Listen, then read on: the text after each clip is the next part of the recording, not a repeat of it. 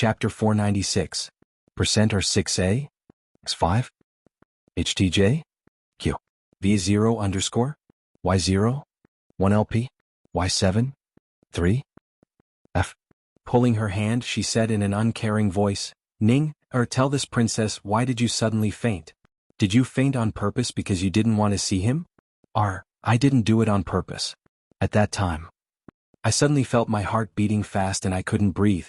After that, I didn't know anything. Ning looked into the eldest princess' eyes and spoke in a serious voice.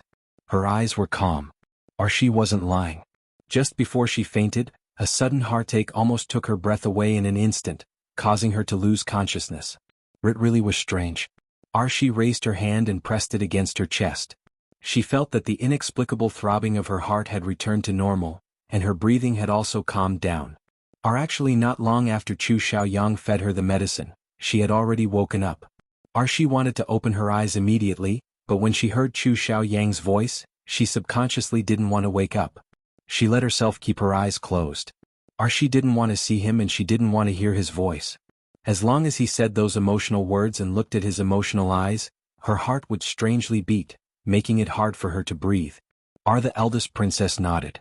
She patted the back of her hand and said, Ning, if you don't want to see him, this princess can give the order that he is not allowed to enter the palace in the future.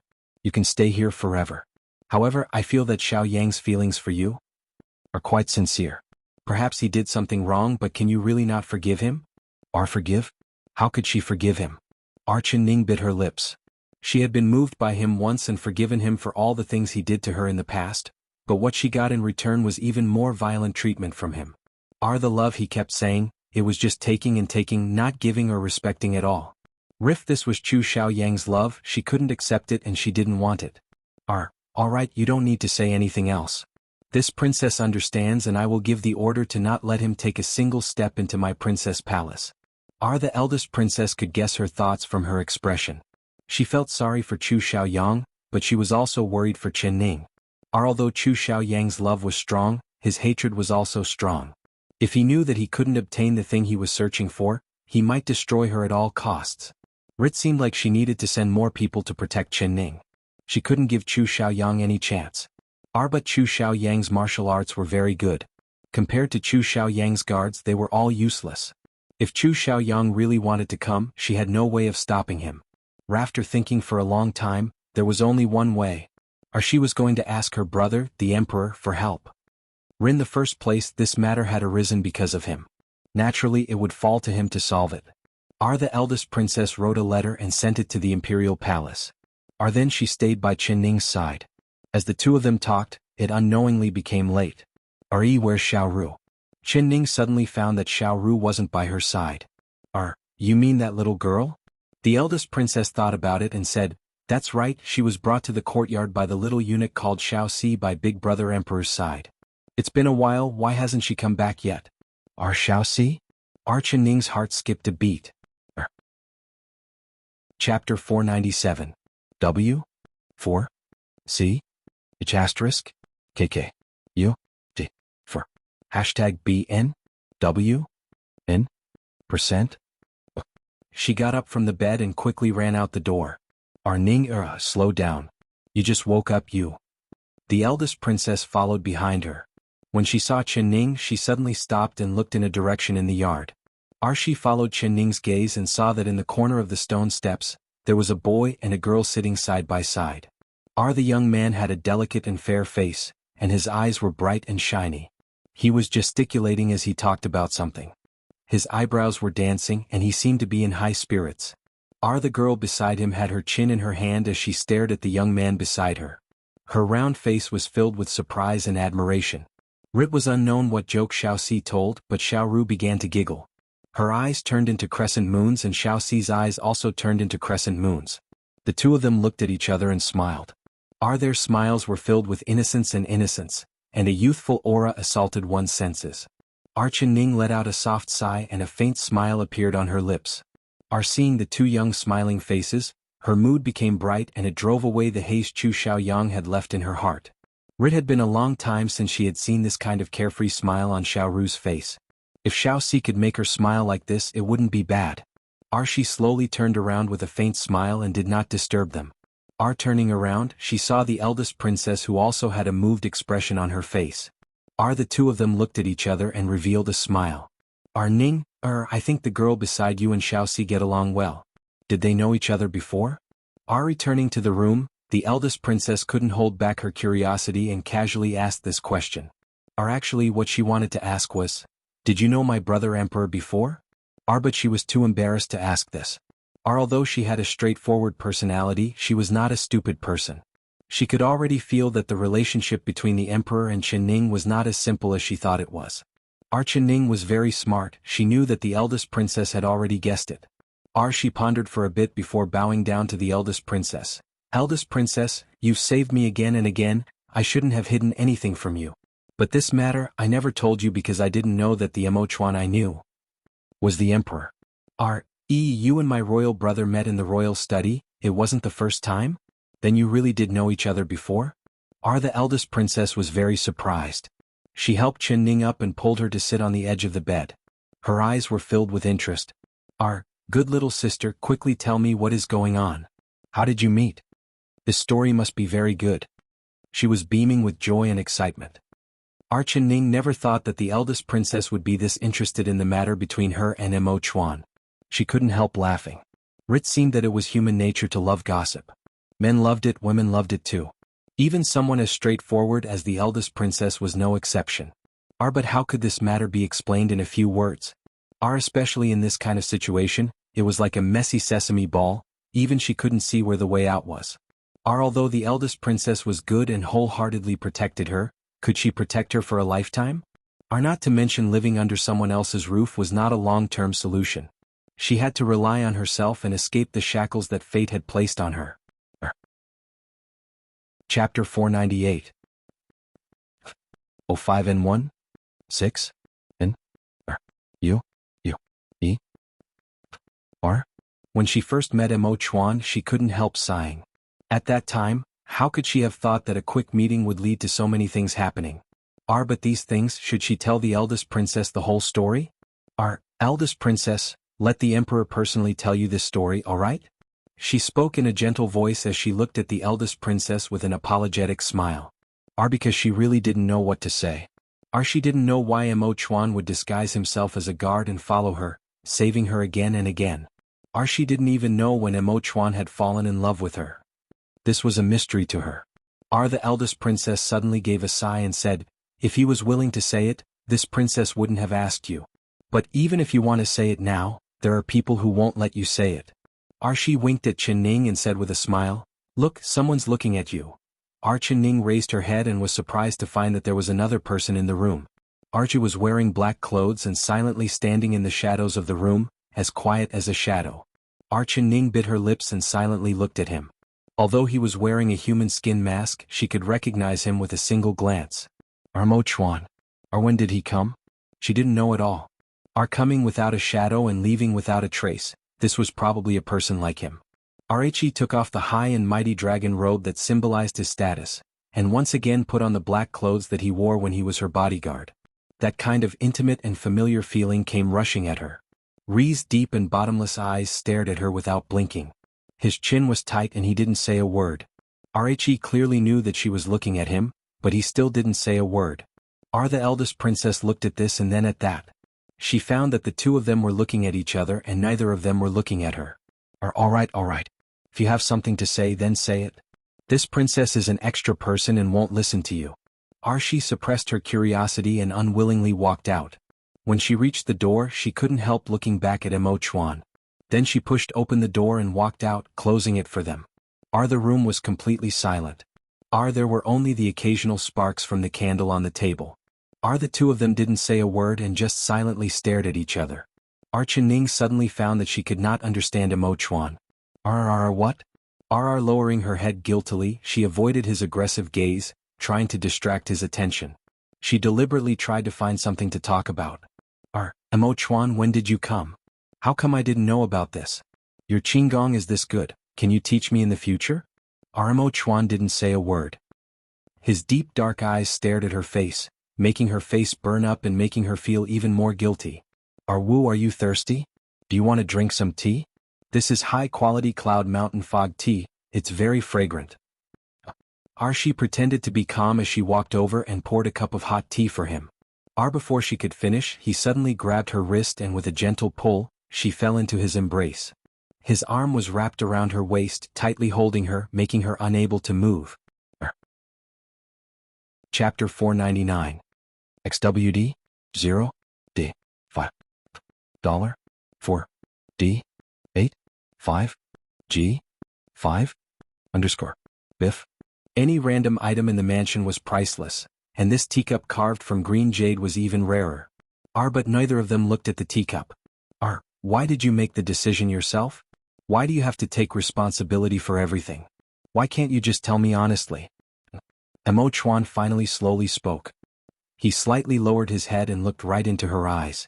Ri's voice was very calm, just like the sound of flowing water, but his dark eyes were filled with an indescribable anger that made her tremble. Archie looked down, almost not daring to look at him. Ri's question was more aggressive than the look in his eyes, leaving her speechless. Is it because in your heart Mo Chuan can't be relied on? Tell me, in your heart, do you even trust me? He suddenly reached out and lifted her chin, forcing her to look into his eyes. Ri's pupils were deep and dark, causing her heart to skip a beat and her breathing to quicken. Tell me. Why are you not willing to tell me? You think that I can't save Xiaoru and I can't save you, right? If I didn't notice your abnormality, if I didn't send the eldest princess to stop you, wouldn't you have returned to his side? Isn't that right? Archie was practically gnashing his teeth. Although his face was covered by a mask, he still looked calm, but his eyes were surging with rage. Archie did not know that when he found out that she had left the royal palace and was sitting in the carriage heading to the King Dingyuan palace, he was shocked and his heart ached. Because she had never trusted him. She had never believed that he could protect her. That's why he would hide it from her and make this kind of absurd decision. If it wasn't for him sending secret guards to keep an eye on her, she would have already been eaten alive by that cruel wolf Chu Xiaoyang. There wouldn't even be any scraps left. You? How did you know? Was it you that told the eldest princess to save me? She was startled by his angry gaze and shrank back, but her heart was suddenly filled with warmth.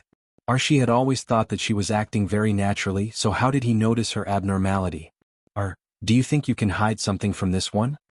His eyes were filled with anger and his voice was cold and hard. But in her ears it was warm. It was like a lost child suddenly finding the way home, or like a warm spring breeze on a cold winter night. Ri's arms around her were very strong. She suddenly felt that as long as she was in his arms, even if the sky fell, she wouldn't be afraid. This feeling of having someone to rely on was very good. Very good. Are you angry? She raised her eyes that were as clear as spring water and looked at him faintly. Archie was a man, it would be strange if he wasn't angry. Mo Chuan stared at her and his heart almost softened from her watery eyes. He tried his best to keep a straight face, maintaining his cold eyes. If he did not punish her now, who knew what kind of daring things she would do in the future? He snorted loudly. Don't be angry. I promise you this is the last time. I'll tell you everything in the future. I won't hide anything from you, okay? Chapter 500. But she really didn't dare tell him because she didn't dare gamble with Xiaoru's life. Her voice was soft and waxy, just like a soft piece of candy that slowly melted in his heart. Bit by bit, strand by strand, it wrapped around his heart. His jaw, which he had been trying to keep a straight face, unknowingly relaxed. He would never be able to truly be angry with her. But if he forgave her so easily, he was not willing. Do you think this matter will end like this? He looked down and coldly stared at her. Then, what do you want? Or should I make it up to you? She blinked her eyes that were as bright as spring water, a fawning smile on her lips. She knew that he was still angry and she was indeed in the wrong. She shouldn't have taken the initiative to leave without saying goodbye. He was a proud man, how could he accept this? His heart skipped a beat. How do you want to compensate me? He continued to speak with cold eyes. His voice was cold, not relaxing at all. He couldn't let her take advantage of him, otherwise he wouldn't be able to control her in the future. She quickly turned her eyes and her face turned slightly red. She bit her lips and said, "What kind of compensation do you want?" He held her waist tightly and the two of them were very close. He lowered his head to look at her. Her face was as red as a peach blossom in March, pink and alluring. Her black eyes were like moist grapes, causing his breath to stop. His gaze moved down, landing on her light pink cherry lips. She noticed his line of sight and her face became even redder. The two of them simultaneously thought of the kiss that was as light as a dragonfly skimming the water. Emo Chuan's heart began to beat faster, one beat after another. It was like he was bewitched as he slowly lowered his head, slowly moving closer to her. His heart beat faster and faster. She seemed to know his intentions and did not struggle. She obediently closed her eyes and 2 rows of long and dense eyelashes cast a shadow under her eyes as she silently waited. No, no. When his lips brushed past the tip of her nose and was about to fall, her eyes suddenly opened wide and her hand reached out to cover his lips. Why can't I? His voice was hoarse and there was a faint flame in his eyes. He almost wanted to grit his teeth. This mischievous girl. Every time it was a critical moment she would tease him. What exactly did she want? You said that you would compensate me. You said this word for word. His muffled voice came from her palm and it was filled with heat, making her palm feel warm and itchy. She couldn't help giggling. She let go of her hand and giggled as she said, "You're still wearing a human skin mask. I don't want you to accidentally touch some dead person's skin when you kiss me. Ooh, that would be a very disgusting feeling." She revealed a look of disgust as she knit her brows. Emo Chuan's face instantly turned green. He took off the mask on his face, threw it on the ground and glared at her. Is this okay now?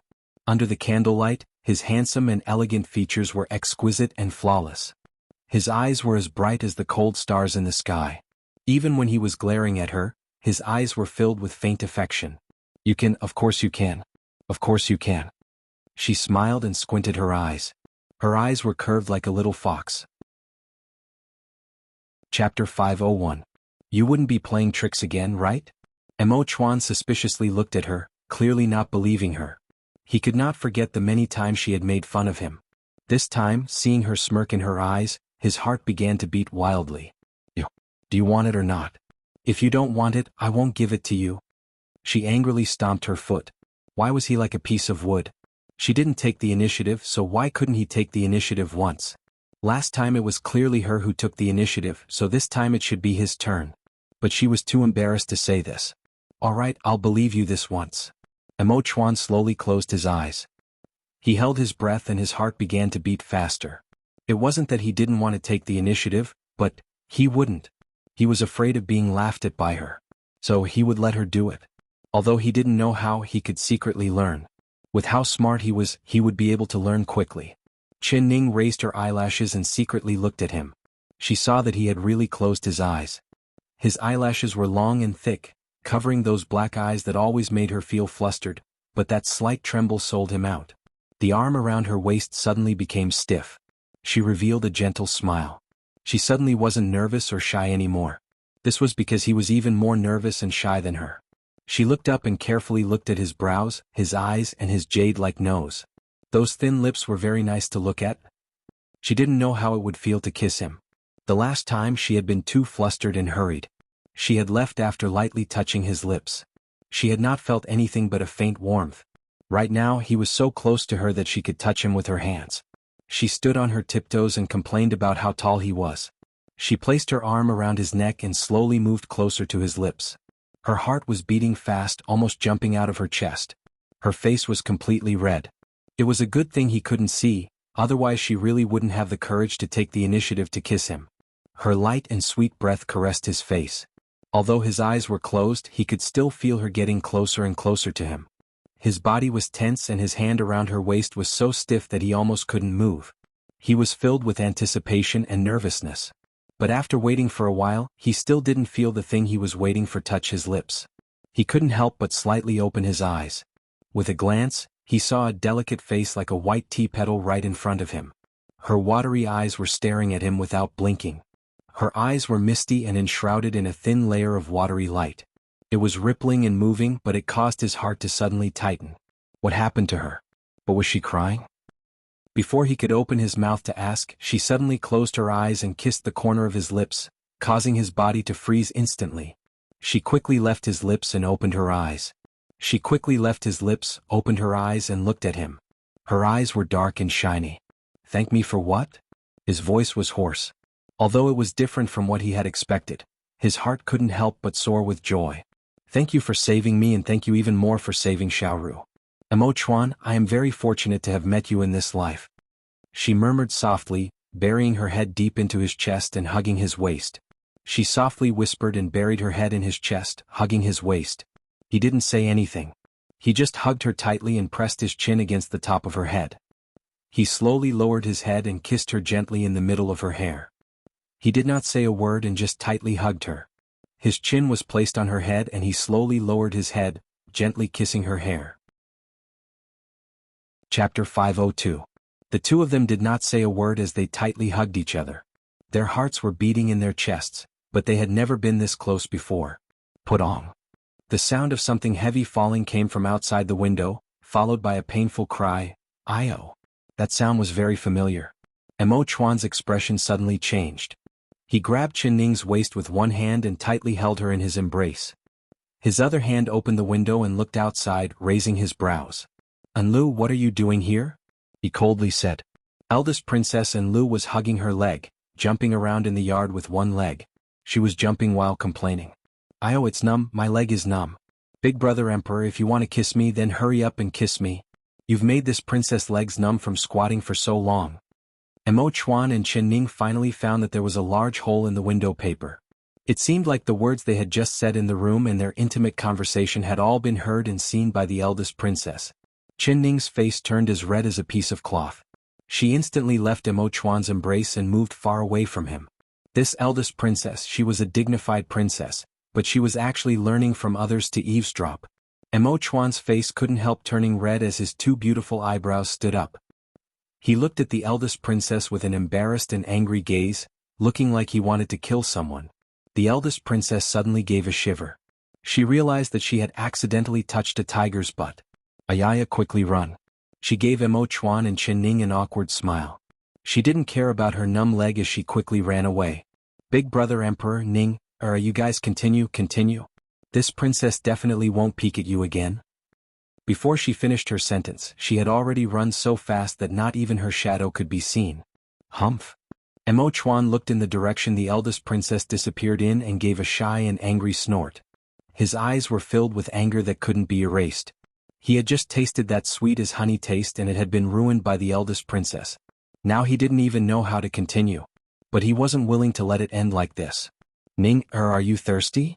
he suddenly asked. Chen Ning's face was red and her face was hot. She was stunned when she heard this and looked up. "Thirsty?" She did feel thirsty and her cheeks were hot.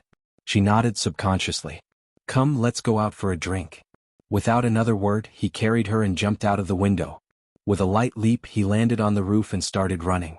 Chen Ning felt the wind blow past her ears and the surrounding scenery flashed in front of her eyes. She looked at him in a daze, unable to react at all. "Emo Chuan, there's tea in the room. If you're thirsty, we can drink tea." She tightened her arms around his neck. Because he was running too fast, she was afraid that she would fall out of his arms. She said these words right next to his ear. A ticklish breath blew into his ears, causing him to stumble and almost fall down the room. "Don't talk, don't say no." He clenched his teeth, hugged her tightly and quickened his steps. He was still ordering her out of habit. She pursed her lips. Humph, as expected of someone who was used to being an emperor, used to bossing people around. Now that he had a cold expression on his face, he was not cute at all. It was still his nervous and shy appearance from before that was interesting. She curled her lips and thought of when she was tiptoeing to kiss him. His body was stiff from nervousness and his jade-like face was covered in a layer of red. Yet he was shy. Chapter 503. Her eyes looked around and under the starlight, her eyes looked like they were drunk. She did not notice that although Emo Chuan was running, his eyes never left her face. This girl, what kind of trick was she playing at this time? Emo Chuan's heart was beating fast.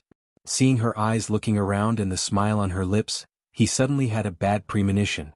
He suddenly stopped in his tracks and landed in a secluded and quiet alley. Chen Ning blinked and felt that this place was very familiar. It's that small wine shop. She pointed at a wine curtain in front of her and breathed in the fragrance of the wine coming from the alley. He put her down and grabbed her hand, preparing to walk over.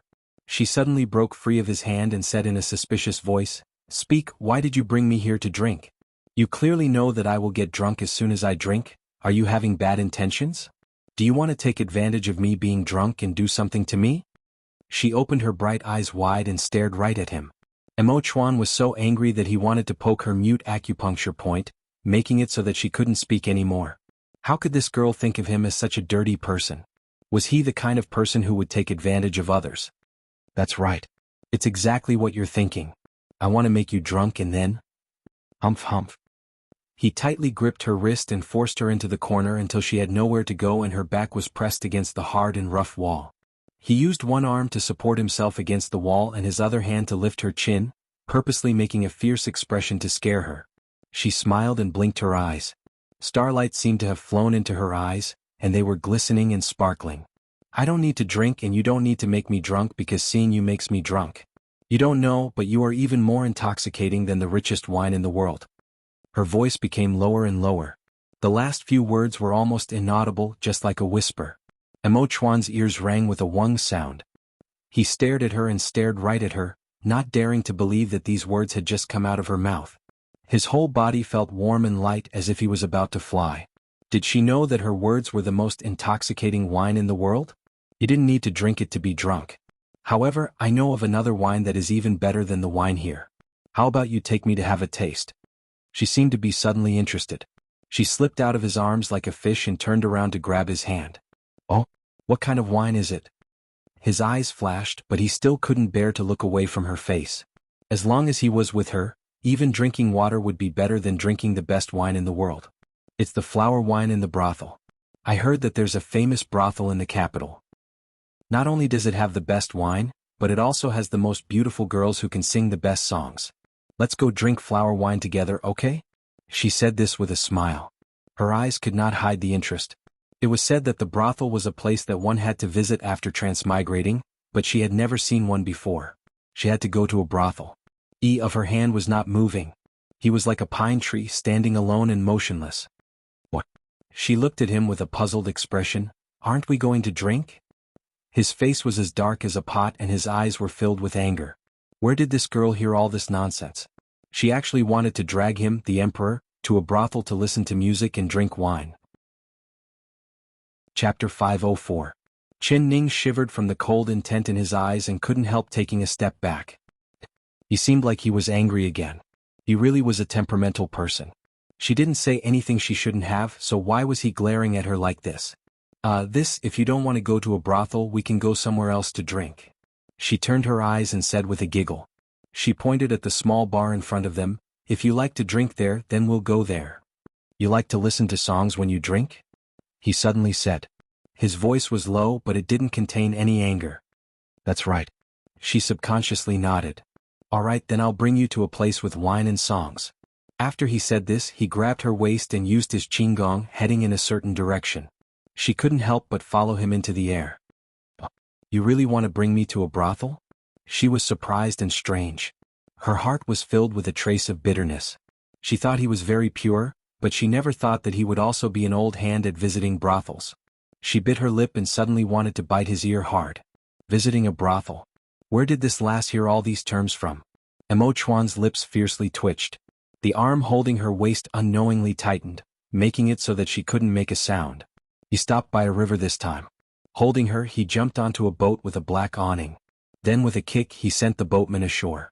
The boatman was just about to curse when suddenly a shiny white object flew over and fell into his bosom. He looked down and saw it was a 50-tael ingot. Immediately he smiled from ear to ear. What? Wei Xiaobao asked. Wait for me here, I'll go get the wine. Emo Chuan placed her in the cabin and then flew out. When he came back he was holding a jar of wine in each hand and each jar was at least 10 pounds. He pulled out a wooden table and placed it on the bow of the boat. Then he poured out 2 bowls of wine and pulled her to sit on the bow of the boat. He did not paddle and just allowed the boat to gently sway on the water. There were beautiful boats swaying on the river. There were red lanterns hanging on the boats, creating a hazy light that was reflected in the water. The water rippled and the entire river was filled with a charming and hazy feeling, making one feel intoxicated. Chin Ning unknowingly fell into a daze. Let's drink. He handed her a bowl of wine. That wine was as red as rouge and it was very fragrant. It was the wine they had drunk in the small restaurant before. She took the bowl of wine and smiled, but she did not drink it. She deliberately said, You said you would bring me here to listen to music and drink, but there's only wine and no music. I won't drink unless you sing me a song. Emo Chuan couldn't help glaring at her. He knew that she was going to tease him, but it was a good thing he was already prepared. It was a good thing he was already prepared. He clapped his hands and a boat stopped beside the black awning boat. Two young female singers came out of the boat, holding a pipa as they bowed to the two of them. Two guests, what song would you like to hear? One of the female singers asked with a faint smile. Emo Chuan did not reply and just looked at Chen Ning. She was stunned. She had never heard a song before, so how could she name it? She said, you can sing whatever you want. As long as you sing well, this young master will heavily reward you. After saying this, she smiled as she looked at Emo Chuan. Under the swaying red shadow, Emo Chuan's delicate features looked like they were painted in ink. They flickered on and off, rippling in the water. Chapter 505. The two singers couldn't help being stunned. It wasn't until Emo Chuan knit his brows and gave a cold snort that the two of them reacted. They quickly looked away, but their hearts were still beating fast. Then, this servant will embarrass myself. One of the singers moved her strings and began to play the pipa. The sound was clear and melodious. The other singer opened her throat and sang a fragrant song. Her words were lingering and the melody was low, attracting people's souls. Her eyes were watery as she looked over at Emo Chuan from time to time.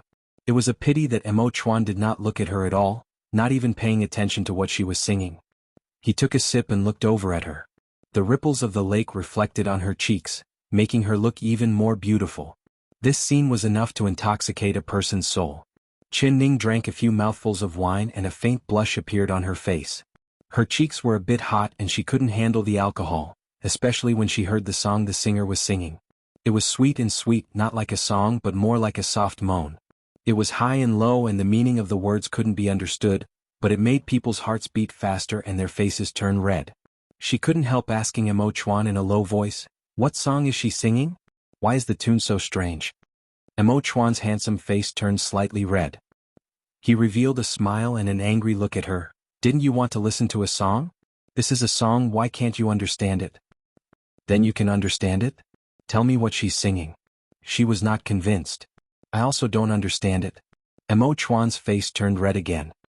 He looked away and no longer looked at her. Chen Ning saw his face turn red again and became suspicious. She grabbed his hand and shouted, you must have understood it, but you deliberately didn't tell me, right? His hand was burning hot and when she grabbed it she felt a burning sensation. She couldn't help being stunned as she asked, why is your hand so hot? Do you have a fever? She raised her hand to touch his forehead and was grabbed by him. He knit his brows, Ning, don't mess around. I'm not messing around, I just want to see if you're sick. Could it be that the wind on the river is too strong and you've caught a cold? Emo Chuan, are you cold? Her hands were grabbed by him and she felt that his palms were burning hot, making her even more worried.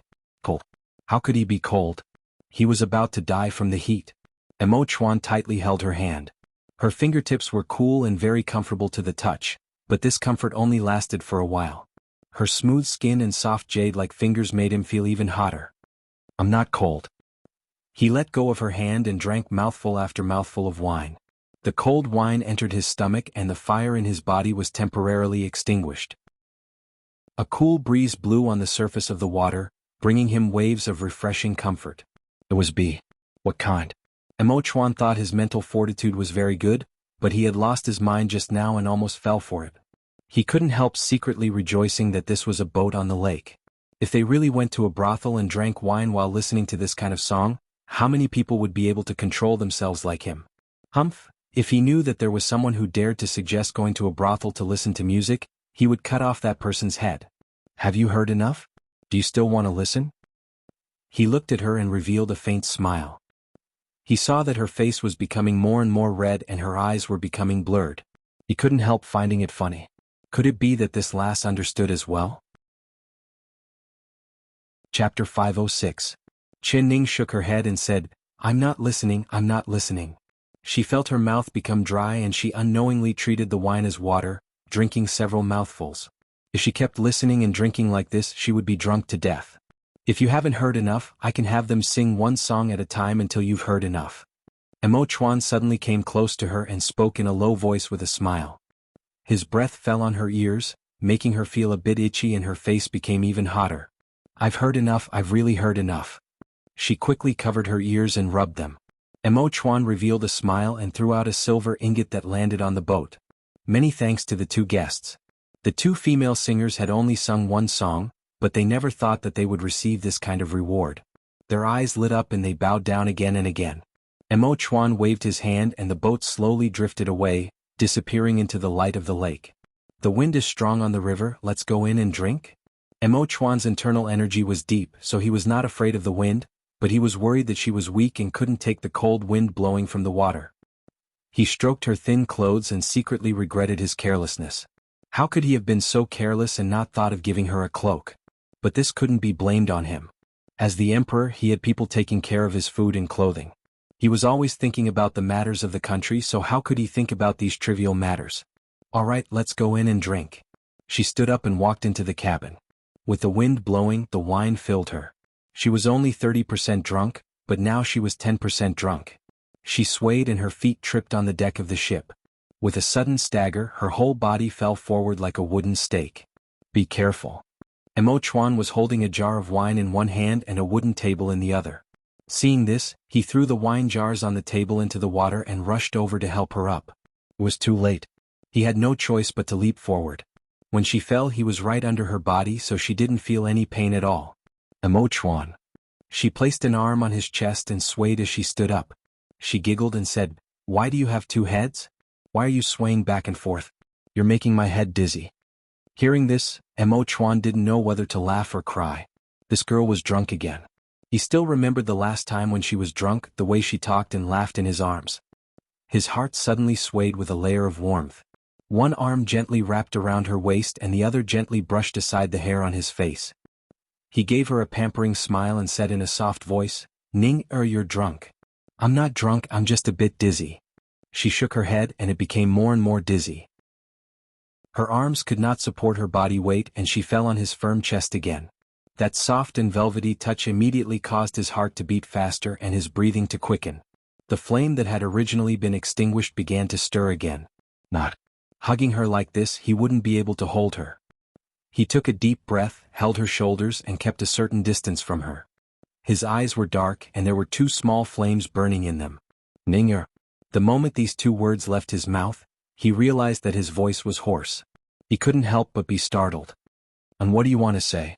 She slightly lowered her head, her drunken eyes filled with a smile as she looked down at him. Chapter 507. His words came to an abrupt stop. In the next moment, she lowered her head and her soft petal-like lips blocked the words he wanted to say. His body turned stiff once again. This kiss was too sudden and completely caught him off guard. He did not even have time to close his eyes. He saw her long and curly eyelashes gently tremble, her drunken eyes rippling, and her silky hair hanging down, covering both his and her face. Their breaths intertwined and the sweet fragrance of alcohol filled the air. He didn't know if she was drunk or if he was drunk. Perhaps they were both drunk. It was just the touch of their lips. That lingering soft fragrance was so sweet that it went straight to their hearts. Their heartbeats involuntarily sped up, with a faint sense of loss and helplessness. Ning did not know what she was doing. She just felt a bit thirsty and there was a drop of wine on his lips, so she stuck out her tongue to gently lick it. Then she heard a short and hoarse breath come from his throat. The arms around her suddenly tightened, almost making it hard for her to breathe. Whoa! As soon as she let out a protesting whisper, she suddenly felt the world spin around her. Her entire body had already been flipped over by him. She was lying flat on the cool and smooth deck. Her eyes were hazy as she looked up at him. Because of this, their lips were separated. Their faces were red and their breathing was rapid. He did not put his body weight on her. He used one arm to support himself on the deck and the other to gently brush aside the hair on her face, revealing her petal-like beautiful face and those misty eyes. He looked at her seriously and attentively. His slender fingers landed on her smooth and full forehead, moving down, sliding over the tip of her nose and slowly landing on her red lips. This was what he had just touched. He caressed her lips. It was light, thin and soft like a ripe fruit. A light bite would cause sweet juice to flow out. Although it was only for a short moment, that sweet and beautiful taste seeped into his heart, making him unable to forget it. Emo Chuan, I'm very thirsty. I want to drink water. She suddenly opened her mouth and her thin lips touched his fingers, just like she was kissing his fingers. There's no water, only wine. Do you want a drink? He controlled his heart and poured a bowl of wine for her. She shook her head, not taking it. Her eyes were as innocent as a little animal's. I'm dizzy, feed me. Feed. Oh.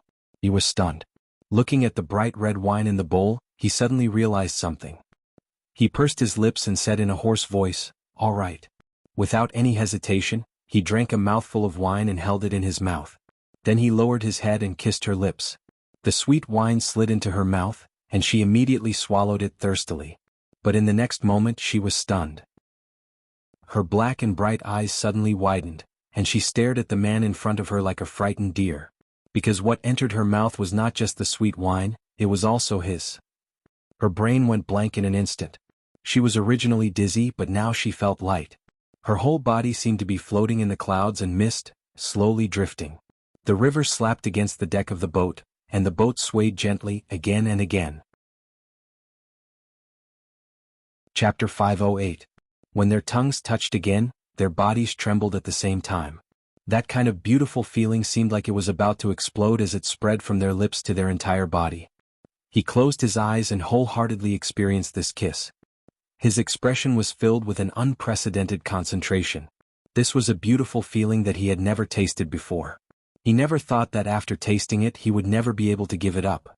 Their lips were filled with the fragrance of wine. His gentle kiss was like flowing water, lingering endlessly. Her head was tilted back and her eyes were slightly closed. There was a faint glow in her eyes as she felt his gentleness. He was so careful, holding her in the palm of his hand and protecting her. Even his kiss was filled with pity and longing. She really wanted to keep kissing him like this until the end of time. Suddenly, an intense pain burst forth from her chest, causing her to tremble involuntarily. He immediately felt it. Looking up with deep eyes, he said in a hoarse voice, "What's wrong? Did I hurt you?" He suddenly realized that he had been too immersed in his kiss and it had been too long, making her lie on the cold and hard deck. His heart filled with guilt. "No, it's me. I feel a bit cold." She insincerely looked down and rubbed her shoulders. "I'll hug you." He immediately pulled her up and had her sit in his embrace. Opening his strong arms, he held her in front of his chest. After thinking about it, he undid his belt and took off his clothes. She jumped like a frightened rabbit and her face instantly turned white. You, what are you doing?" He took off his clothes and tightly wrapped them around her shoulders. He whispered in her ear, "Are you still cold?" "No, I'm not cold anymore." Her white teeth bit her lower lip and she looked at him with a complicated expression. Her delicate face was covered in a faint blush. Her heart was filled with annoyance. She actually thought that he was taking off his clothes because... What kind of person did she think Emo Chuan was? How could he be like Chu Xiaoyang, having those kinds of thoughts in his head? Emo Chuan poured another bowl of wine and used his internal energy to heat it up. Then he placed it by her lips. "Drink some hot wine and you won't be cold." She lowered her eyes, took the wine bowl and slowly drank. As the hot wine entered her stomach, her whole body felt warm. When she raised her eyelashes, she found that he was looking at her without blinking. His eyes were focused as if he could see into her heart. She suddenly panicked, her fingers trembled and she almost dropped the wine bowl. He reached out in time and held her hand. His hand was large and warm, but her fingers were cold and trembling. "Ning, you aren't cold, you are afraid. Tell me, what are you afraid of? Are you afraid of me?" He calmly looked at her, but there was a faint wound in his eyes. Every minute change in her expression didn't escape his eyes. He had been trying his best to restrain himself and not do anything too outrageous to her. Even the kiss was initiated by her. He did not want to put her in a difficult position. He wanted to give her enough respect. If she was unwilling, he would not force her. Because right now she still didn't belong to him. Other than her lips, he had not touched any part of her body that he was not supposed to touch. But why was she trembling in fear? Chapter 509. The wine she drank was mellow in her body and each word she said was filled with a hint of drunkenness.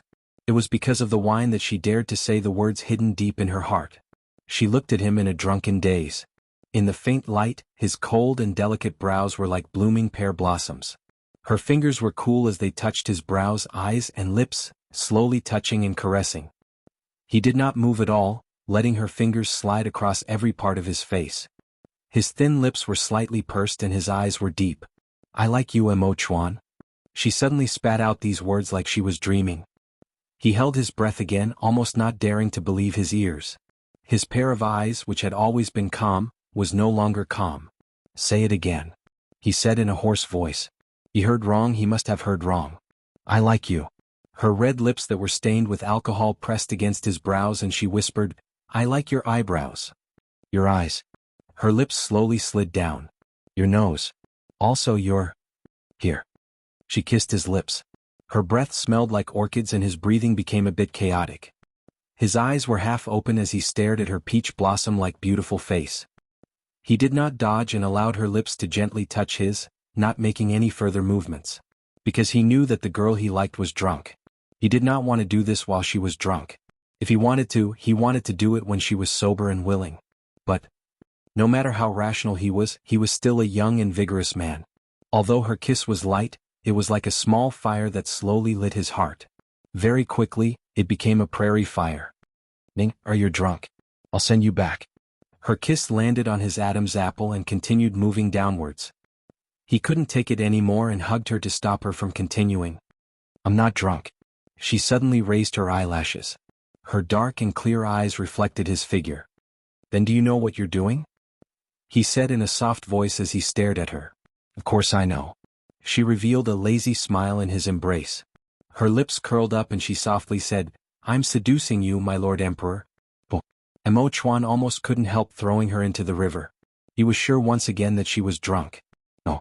If he let her continue like this, who knew how many more ridiculous things she would do and how many more ridiculous things she would say. He was a man, there were times when he couldn't control himself. "You're drunk, I'll send you back." He stood up while carrying her and walked out of the cabin.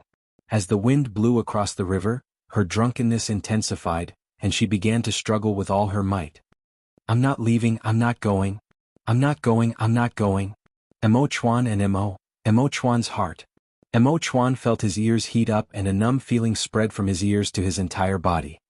His arms holding her suddenly lost strength and she broke free from him. Putong. She fell from his arms and actually fell into the deep and dark river.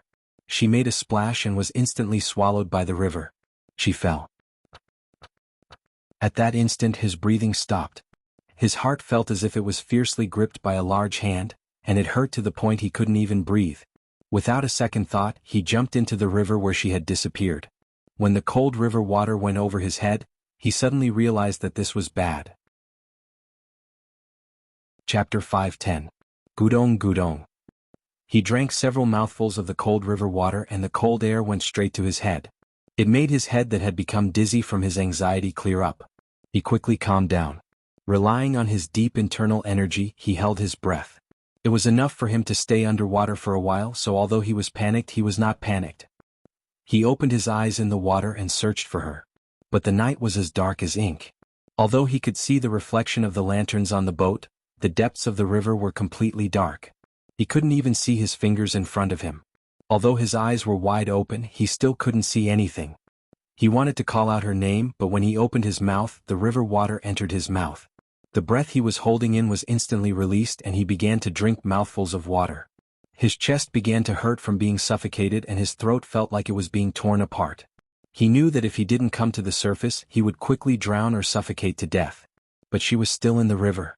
If he couldn't find her, he definitely wouldn't go up. She died then. What would he do? He wouldn't give up. He wouldn't give up no matter what. He had to save her.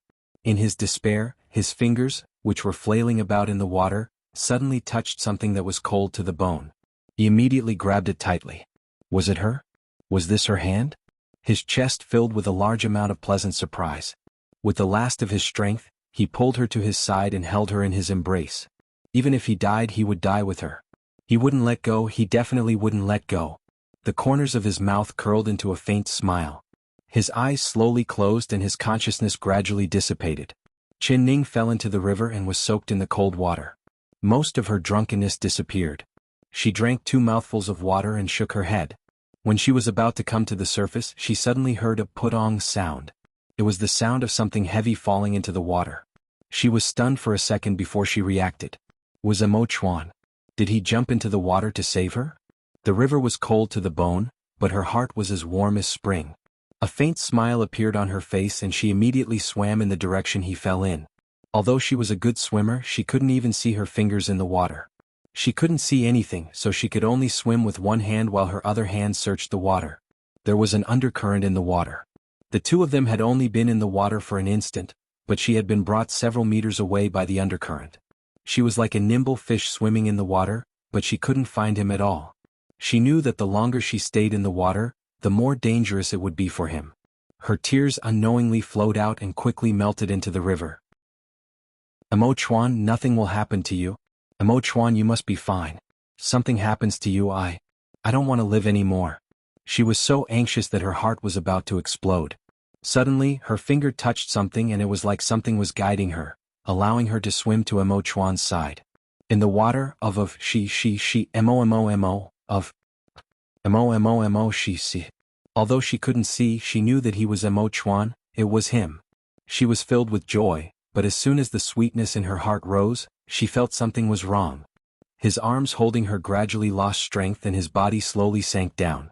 She forcefully grabbed onto his arm and with a push of her feet, she quickly swam to the surface.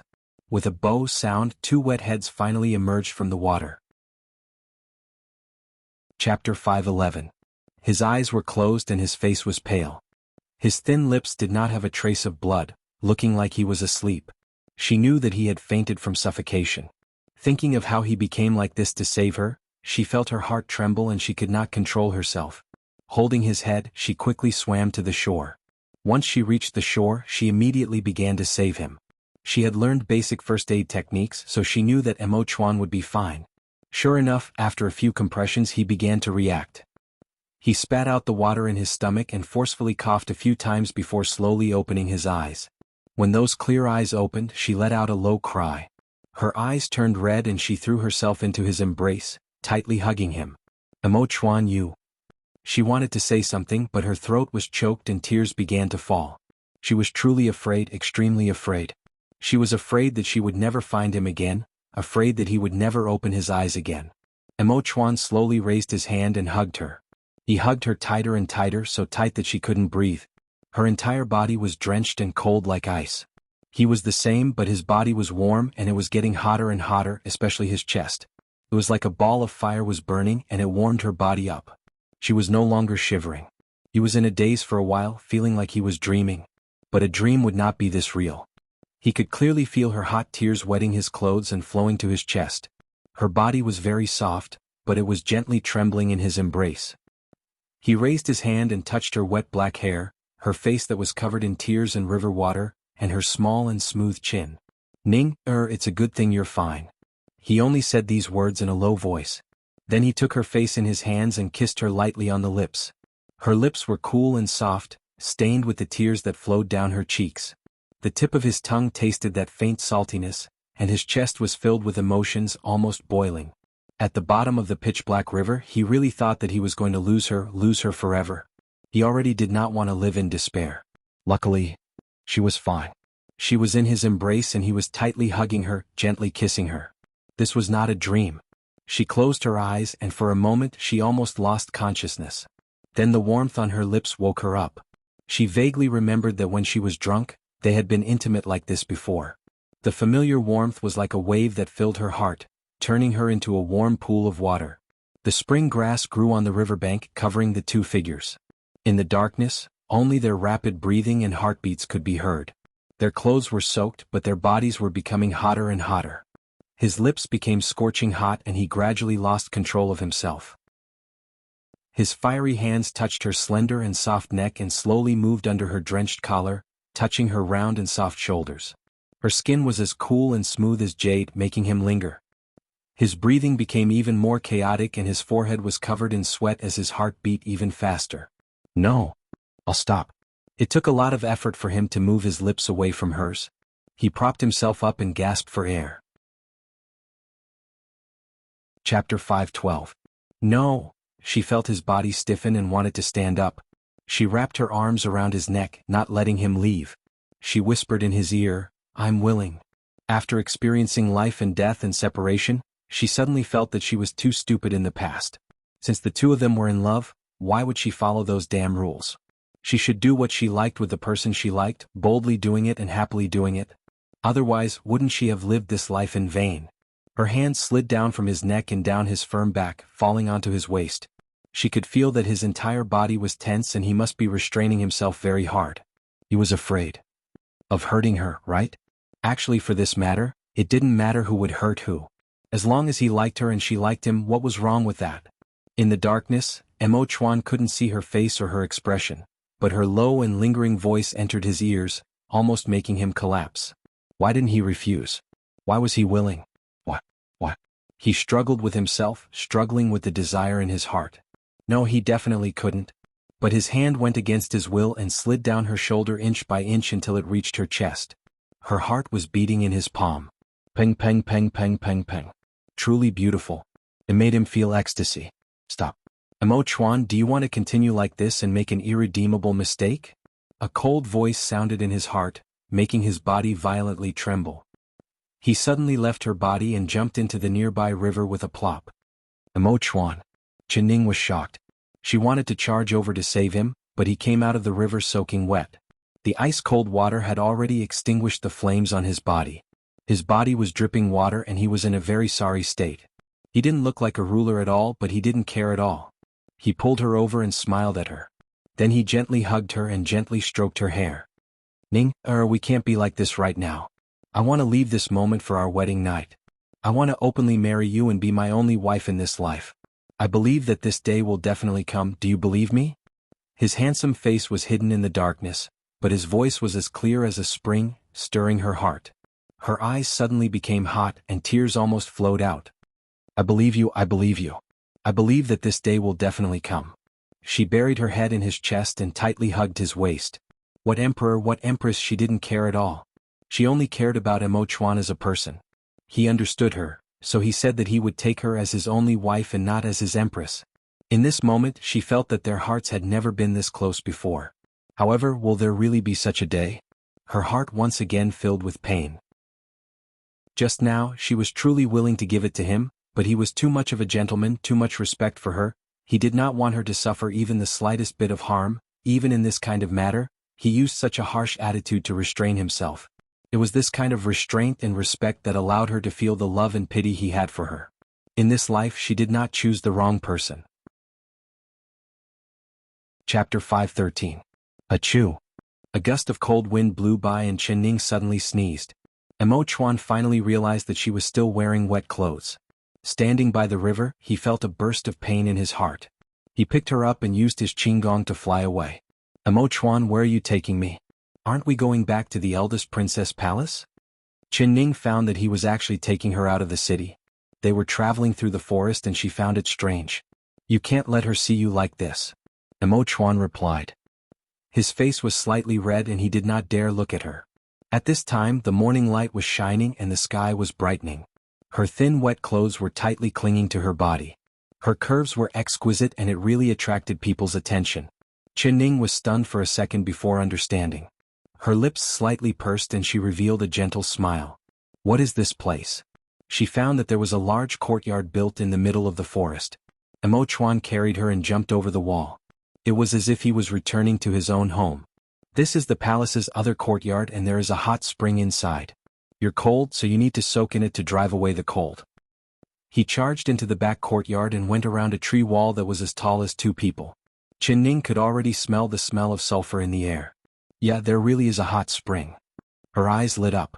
He placed her on the edge of the hot spring and still did not look at her. He immediately turned around and said, I'll go get some clean clothes. You wash them. After saying this, his figure passed through the tree wall and quickly disappeared. It seemed as if he was fleeing in panic. Ning's lips curled up as she smiled at the direction he disappeared in. Zai, he was too much of a gentleman. He had already hugged her and kissed her. Did he still need to be this polite to her? Ai, this ancient man, he really was pedantic. But she liked this kind of him. If it was Chu Xiaoyang, he would have been frivolous with her. She suddenly bit her lips. Damn, why did she think of that man at this time? When she thought of him, she felt a dull pain in her chest. The surface of the pool was covered in a thin layer of white mist. She bent down and scooped up some spring water. The water was warm and it released a kind of seductive charm, making all the pores on her body open in comfort. The entire hot spring was surrounded by a dense wall of trees, just like a natural barrier. She took off her wet clothes and stepped into the pool. The hot water quickly enveloped her body and dispelled the chill from her body. She closed her eyes in satisfaction and leaned her head against the stone pillow beside the pool. She relaxed her body and half floated in the water. Her black hair floated on the water and her face that was as white as jade. It was a faint pink, making her look like a sleeping spirit. It was unknown when a black-clothed figure had appeared on top of the tree wall. His face was covered with a black cloth, revealing only a pair of black and shiny eyes. His eyes fell on the surface of the water that was enshrouded in white mist, and a hint of joy flashed in his eyes. He jumped down from the tree wall and jumped into the hot spring pool. With a plop sound, a large splash was made. Chen Ning had already fallen asleep, but she was suddenly woken up by the sound of water. Opening her eyes, she saw that there was a black-clothed man in the hot spring and she let out a surprised cry. The black-clothed man was about to take off his clothes when the white mist on the water dissipated. A beautiful girl's face appeared in front of him. Chapter 5:14. Kubisimilatu. The black-clothed man suddenly opened his mouth to say this. He stared at her without blinking, his eyes filled with surprise and joy. He had been attracted by the smell of sulfur, but he never thought that there would be a rare pearl hidden in the sulfur pond. This person wasn't Emo Chuan. When the black-clothed man spoke, Chen Ning could hear it. His pronunciation was strange and she couldn't understand a single word. Her face instantly turned white. She immediately covered her chest with her hands and submerged herself into the water. She was clearly submerged in the hot spring water, but her limbs felt cold and stiff. Get out! She gritted her teeth and her eyes were like a fierce little beast as she stared at the strange man.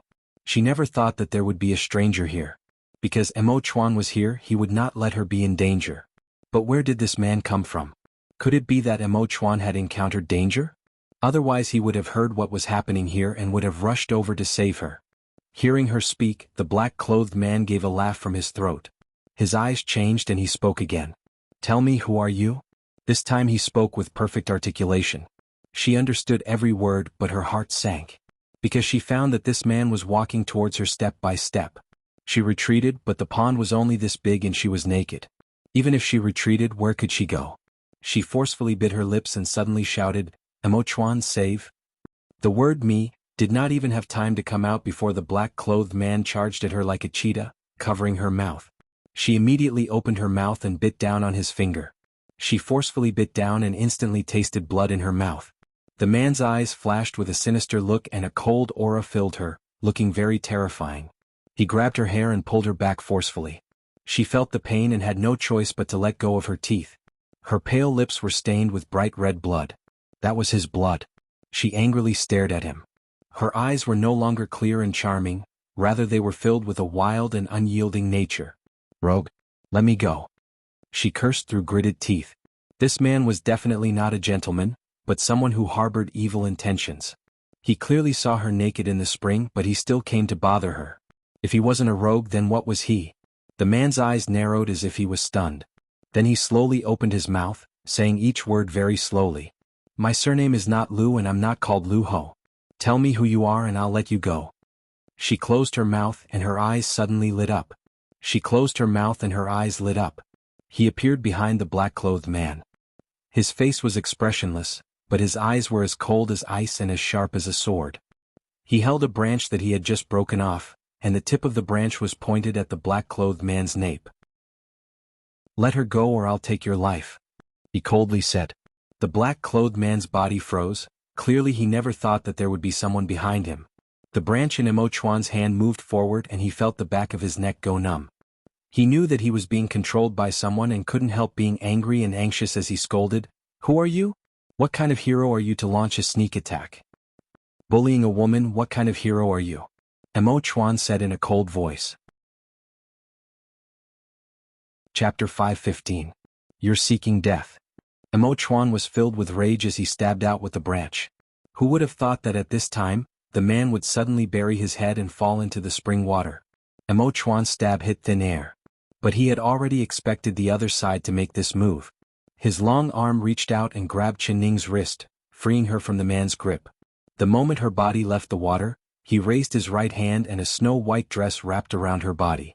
She floated through the air and the white dress that was lifted by the wind was like layers of blooming lily petals.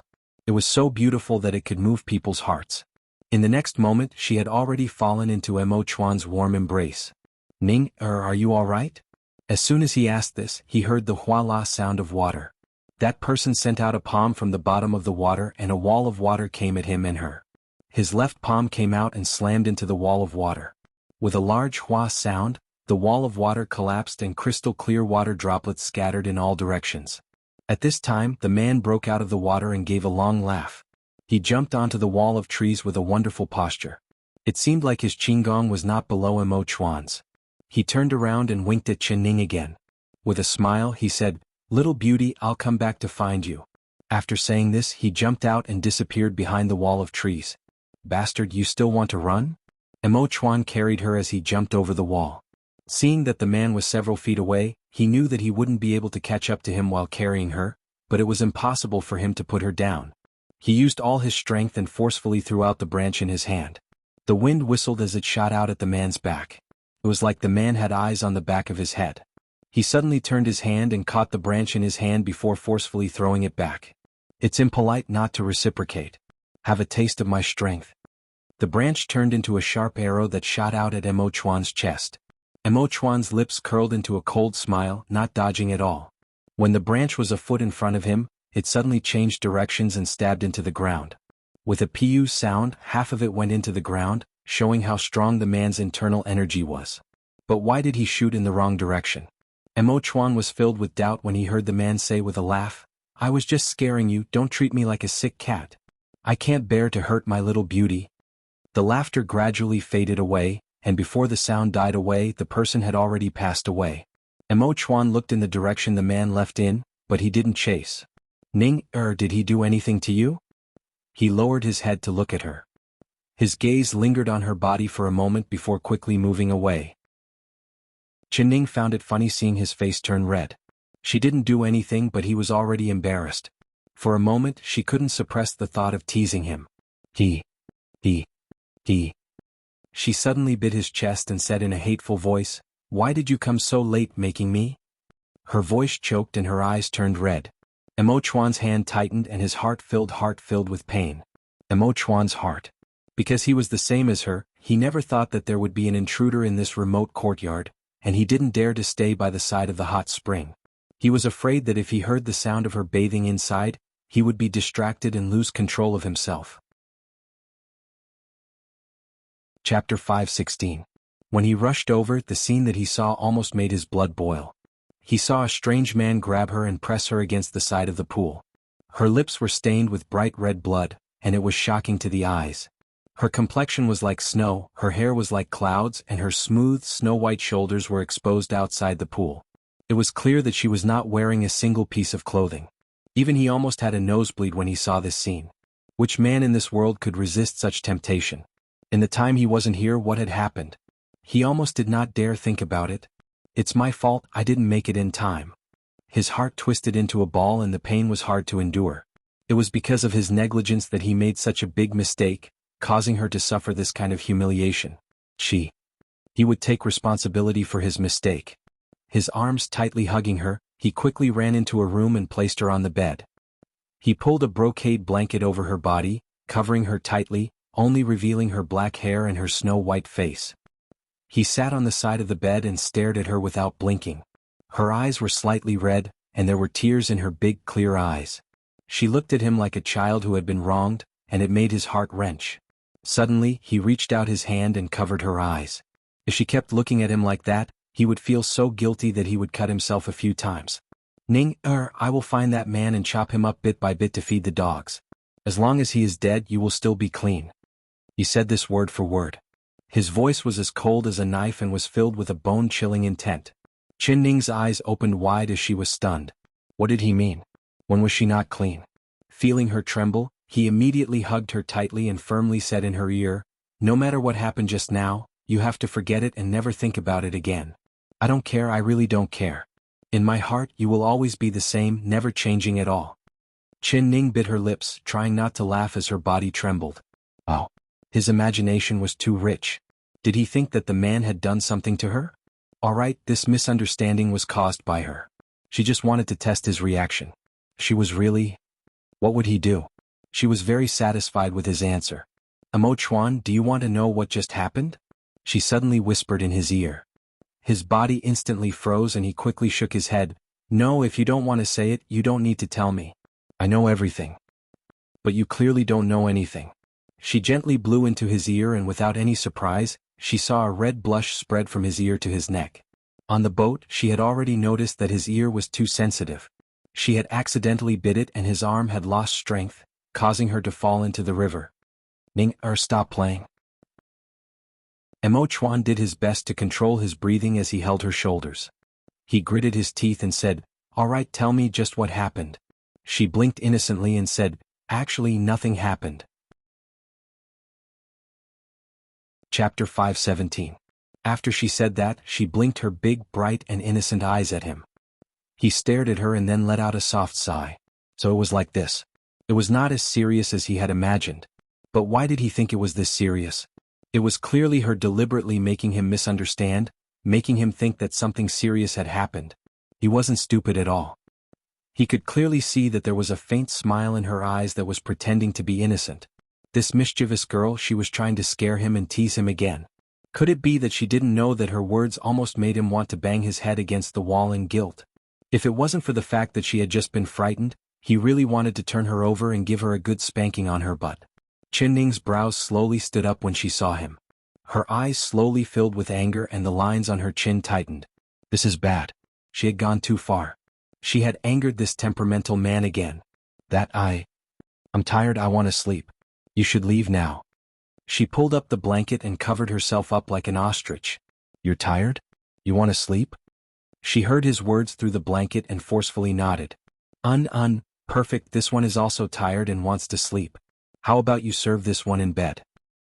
He openly took off his shoes and laid down beside her, reaching out to pull her blanket. Her eyes widened and she almost doubted her own ears. What did he say? Serve in bed. She could not react for a moment. The blanket was pulled away by him and he entered her bed, bringing with him a cool aura. She had just shivered when he suddenly hugged her. His body was warm as he tightly pressed against her. She only had a thin layer of clothes on her body and her delicate skin was very sensitive. When he hugged her, she suddenly revealed a smile. All right, I'll serve in bed for you. I've never served in bed before, so teach me, how do I serve in bed? She became interested and her cherry red lips opened as she chattered on. Amo Chuan was stunned and the arm holding her suddenly stiffened. Bedside service, it means to sleep with you, right? How are you going to sleep with your clothes on? I'll help you take off your clothes. Ooh, why is your belt so tight? Why can't it be undone? All right, it's finally undone. I've taken off my clothes, do you want to take off your pants?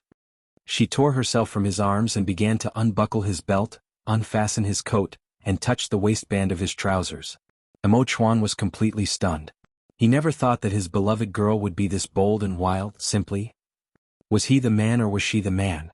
He had originally wanted to use the word bed service to scare her, but he had never thought that the person who was scared was himself. Stop messing around. The corner of his mouth twitched as he tightly held onto his pants, afraid that she would pull it down. Chin Ning giggled. Seeing his increasingly red face, she smiled and said, Don't you want to sleep? Do you usually sleep with your pants on? Amo Chuan's eyes turned dark and he took a deep breath. His hands grabbed her hands that were moving around his waist and he said in a deep voice, Be obedient and don't move, otherwise. He looked at her with a threatening gaze. She was not afraid at all as she raised her brows and said with a smile, Otherwise what? Chapter 5:18. She liked to see him blush when she teased him. It was much better than his usual indifferent face without any makeup. Especially when he used the word bed service to scare her. When she heard it, she almost couldn't help laughing. This Amo Chuan, how could he be this cute? Amo Chuan didn't know what to do with her at all. He was now suspecting that the girl he liked was a demoness. She wasn't afraid of anything other people were afraid of. Not only did she dare say what other people didn't dare say, she even dared to do it. She even dared to take off his pants. Looking at the entire world, there was no one who dared to take off his dragon pants like this. She was definitely the first and the last. Ning. He held her and turned around, pressing her under his body. What, you don't want me to sleep with you? She looked at him with a smile. I do, but not now. Wait until the day we consummate our marriage. He gently said as he gently looked at her. That intoxicated spring water like eyes instantly melted her. "All right," she said in a soft voice. She put away her smile and stopped joking around. Her heart was filled with warmth and her eyes were hazy like she was drunk. She slowly reached out her arms and wrapped them around his neck. Looking up, she gently kissed his chin. Emo Chuan's throat slightly moved. He looked down at her pink lips and almost couldn't help kissing them. But he couldn't.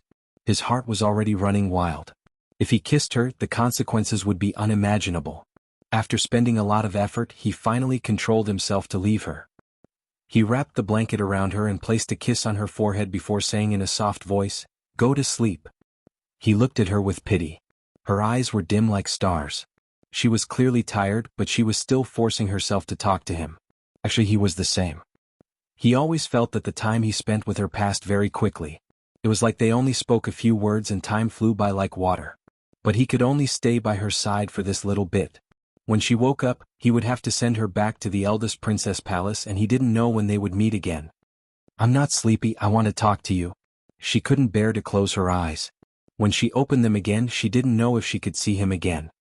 "No, be a good girl and sleep for me," he habitually ordered her. "I'm not sleeping." She stubbornly opened her eyes wide. "Sleep. Then, tell me a story. Maybe I'll fall asleep while listening to it." She rolled her eyes. She didn't want to hear a story, she just wanted to hear his clear voice like flowing water. No matter what he said, she would be happy to hear it. "Story?" He was stunned and shook his head. "I don't know how. You've never heard a story? When you were young, didn't the Empress Dowager tell you stories to coax you to sleep?" She asked curiously. "No, never." He shook his head again and a hint of sadness flashed across his eyes. From the beginning of his memories, he had never heard of any stories. Although Empress Dowager Zhou was his birth mother, he was taken away from Empress Dowager Zhou's side when he was born. According to the rules of the palace, a birth mother could not directly raise an imperial child, so he grew up with a wet nurse. The wet nurse was only responsible for taking care of his food and daily life. How could she tell him stories to coax him to sleep? Chapter 519. As he grew older, he began to study politics.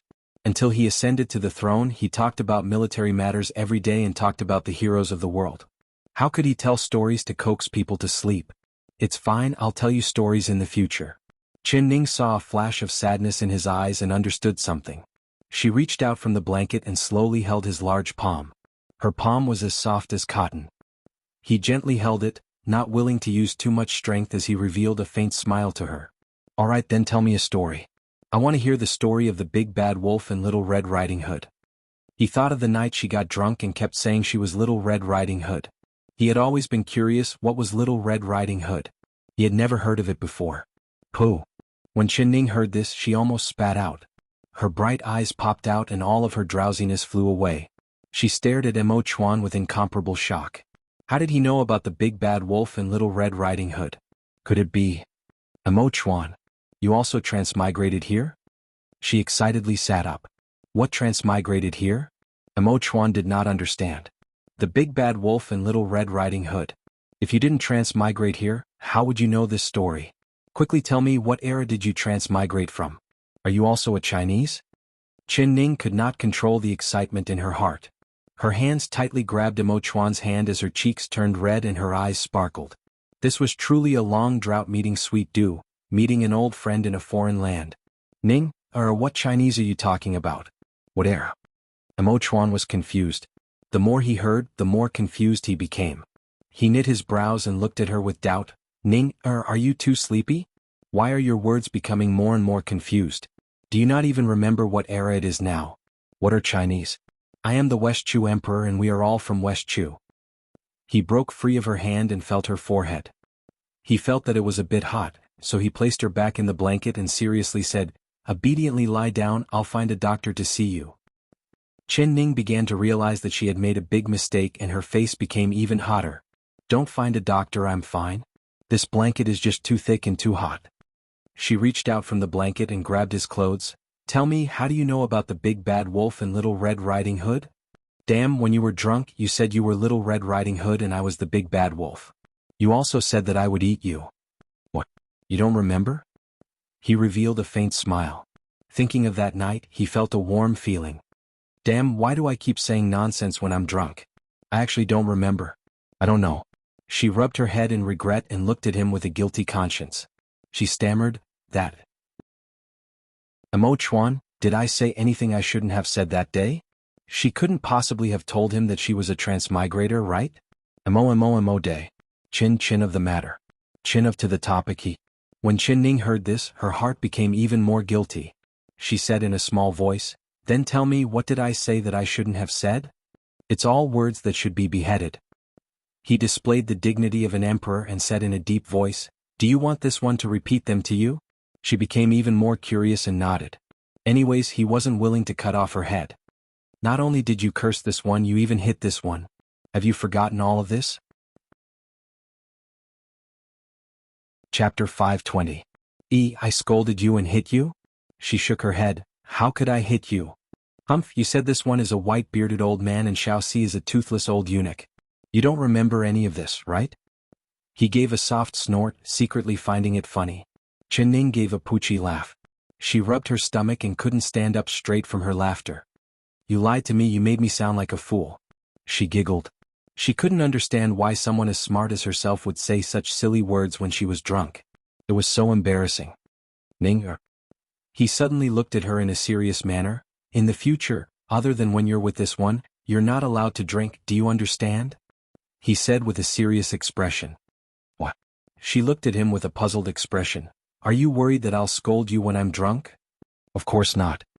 He shook his head. Then why? He raised his hand and stroked her red lips with a finger.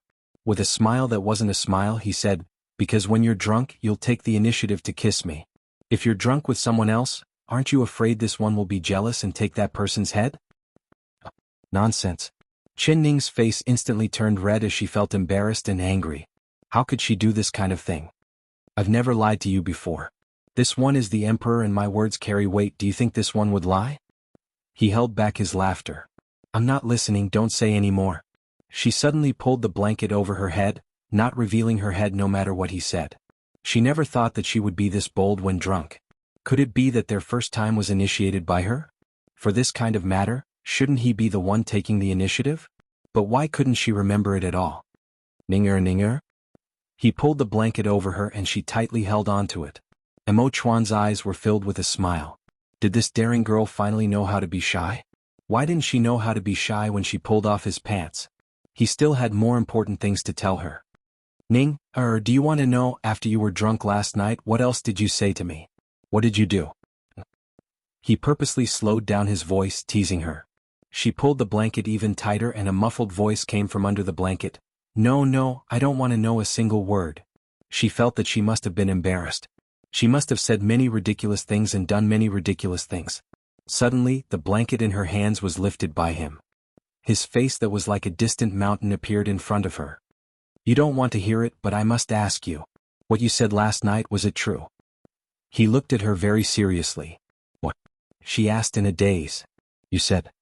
He said, you, he said, you. He would never forget the shock and agitation he felt when she said those words. Chin him. Chin Ning let out another shocked cry as her hands tightly covered her face. Ning said, I, Chin, and Chin, I, Chin, I, Chin, I, Chin, I am. She was embarrassed and angry. She couldn't help glaring at him. If she didn't like him, why would she take the initiative to kiss him? Did he want to force her to say it? Chapter 521. It's true, every word is true. Amo Chuan, I like you, I really like you. She was ready to go all out. Since there was only the two of them here, there was no need for her to be shy. She had said and done things that were more shy than this, so what was there for her to be afraid of? Amo Chuan smiled. He liked her like this. She would never be like those hypocritical rich young ladies. If she dared to do something, she dared to say it. The only bad thing was that her words made him fly into the sky. If she didn't give him a ladder, he didn't know how to get down. Amo Chuan, I like you. Then do you like me? She raised her eyelashes and looked at him with eyes as bright as the stars. Silly girl, did you even need to ask this? He gently looked at her with eyes as deep as water, like intoxicating wine. She didn't need to drink it to be intoxicated by his eyes. I like you, I really like you. He replied in a low voice, each word coming from the bottom of his heart. He lowered his head and his forehead touched hers. He pulled her hand and placed it on his chest, letting her feel his heart beating faster and faster. Can you feel it? Can you feel how much I like you? His heart powerfully beat in her hand. I've placed you here, no one can take you away from here. No one can do it. In this world, there was nothing sweeter and more intoxicating than the words between lovers. Chen Ning felt like her entire body had been submerged in this intoxicating sea of honey. She closed her eyes and leaned against him, feeling his strong and powerful heartbeat. Even the sound of his heartbeat was so pleasant to listen to. Feel it and see how fast this heart is beating. It's beating for you. Suddenly, a strong and powerful voice sounded in her ears. She was surprised and opened her eyes, feeling incomparably shocked. It was Chu Xiaoyang. This voice clearly belonged to Chu Xiaoyang. A sharp pain suddenly came from the depths of her chest and her face lost all color. Her chest was so tight that she couldn't breathe. She forcefully grabbed the clothes on her chest and revealed a painful look. Chu Xiaoyang? She muttered these 3 words. What's wrong? What did you say? Mo Chuan hugged her. She fell into his embrace with a face as white as paper. Her eyes were tightly closed and she had already fainted. He loudly shouted in her ears, but she did not move at all. Her face was snow white and her hair was black. She was so quiet that it seemed like she was asleep. Mo Chuan's heart was being grabbed by an invisible hand. His face turned as white as paper and his lips trembled, not daring to test her breathing. Why did she suddenly faint? What did he say? What did he do? His fingers trembled as he tried to feel her breathing, but he felt that her breathing was very faint. Unable to avoid suspicion, he pressed his face against her chest to listen to her heartbeat. Her heartbeat was erratic, sometimes fast, sometimes slow. She was to say. As long as she was still breathing, he would never let anything happen to her. There were the best imperial physicians in the court of imperial physicians. She would definitely wake up, definitely. He wrapped her up tightly in the brocade quilt and held her in his arms. Just as he stepped out of the room, he suddenly felt the sunlight piercing his eyes. Chapter 522. The most important thing was that he had forgotten one of his most important duties as the emperor, morning court. Ever since he ascended the throne, he had been diligent every day, doing everything himself, never missing morning court.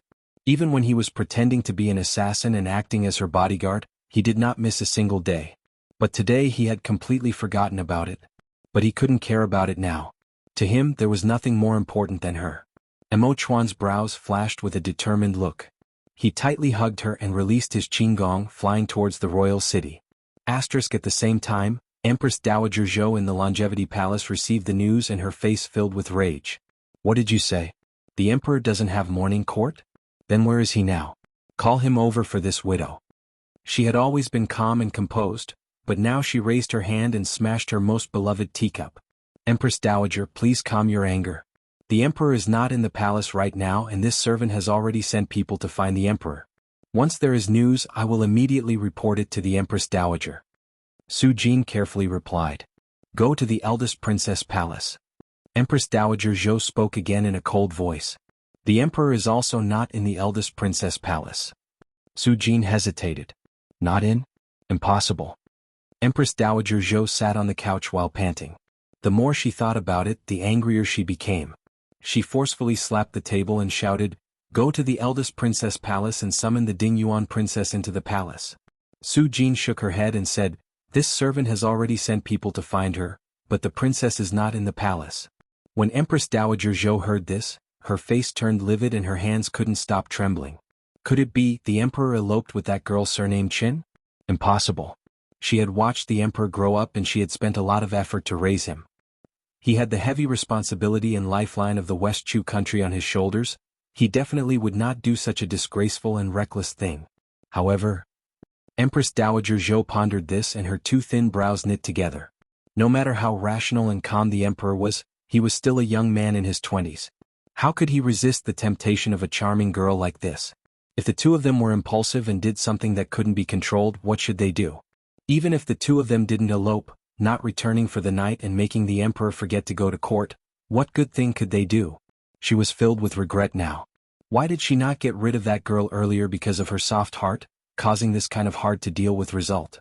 Then tell eldest princess and Lu to immediately come to the palace to see this widow.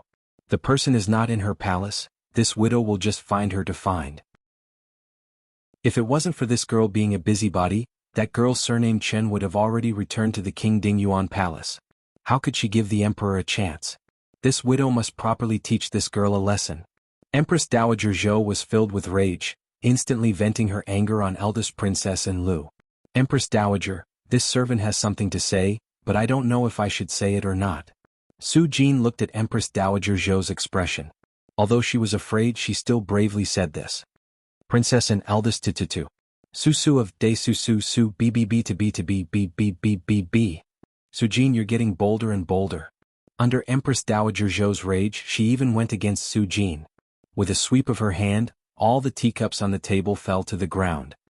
Empress Dowager, please calm your anger, it is this servant's fault. If you are angry, you can just scold this servant, please don't harm your body. Chapter 523. You think that after serving this widow for so many years, this widow can't bear to hit or punish you?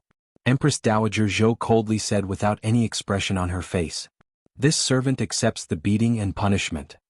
Alright, this widow will punish you with 2 years of salary. What did you want to say just now? Empress Dowager Zhou relaxed her tone. Su Jin bit her lips and said in a small voice, Empress Dowager, for the emperor and the princess' reputation, this servant feels that it is not good to make a big fuss about this. How about we send people to secretly search for the emperor? This servant believes that the emperor will not disappoint the Empress Dowager's expectations. There should be an accident that happened, so the emperor did not have time to come back for morning court. Her words were like a bucket of cold water that poured over Empress Dowager Zhou's head, instantly extinguishing a lot of her anger. Not bad, not bad. In Empress Dowager Zhou's anger, she had forgotten about this point. She slowly nodded and said to Su Jin, stand up. What you say is reasonable, immediately send people to secretly search for the emperor. As for eldest princess and Lu, give this widow a decree and have her reflect on her mistakes. Without this widow's decree, she is not allowed to take a single step out of the palace. When Su Jin heard this, she let out a sigh of relief and replied, yes, Empress Dowager. This servant will do it now. When she turned to leave, she was stopped by Empress Dowager Zhou. Go, bring that Xiao Si by the emperor's side for this widow. This widow has something to ask him. Yes. Su Jin complied and left. She was secretly breaking out in a cold sweat for Xiao Si. When Xiao Si heard Empress Dowager Zhou's call, his body was covered in sweat. He instinctively knew that this was bad. The emperor was missing and even he, a personal eunuch, did not know where he was. If the Empress Dowager asked about it, he would not be able to escape the blame. If Empress Dowager Zhou was angered, a light punishment would be a beating on his butt.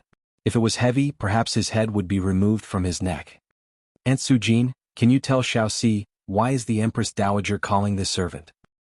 He followed behind Su Jin, walking to the Peaceful Life Palace while asking this question in an uneasy manner. Su Jin angrily looked at him.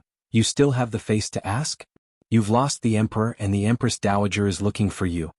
Xiao Si's expression immediately became bitter. Aunt Su Jin, aren't you wrongly accusing this servant? This leg was grown on the emperor's leg and the emperor's martial arts were so good, so he could go wherever he wanted. Xiao Si was only a servant, how could he control the emperor's wishes? If the Empress Dowager blames me, I ask Aunt Su Jin to say a few good words for me. Su Jin gave a snort. Su Jin? I only you say one thing, this servant will be the Su many years, many years of many good. Su many people. When Xiao Si heard this, he was so scared that his legs went soft. Auntie Su Jin, this servant won't go see the Empress Dowager. You've served the Empress Dowager for so many years, but the Empress Dowager was angry and punished you with 2 years of salary. If this servant says anything wrong, I won't be able to keep my head. Many.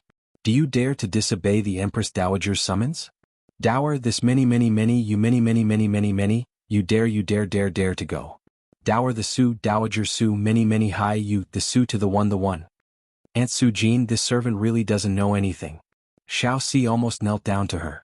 Although he knew martial arts, he did not dare struggle. He allowed Su Jin to pull his ear and bring him in front of Empress Dowager Zhou. Chapter 524. Empress Dowager Zhou had already recovered her calm demeanor. She picked up a cup of hot tea and slowly blew away the floating leaves. After taking a sip, she looked up at Xiaoxi who was kneeling below.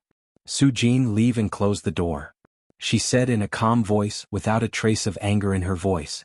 Xiaoxi's body suddenly trembled as he felt his heart skip a beat.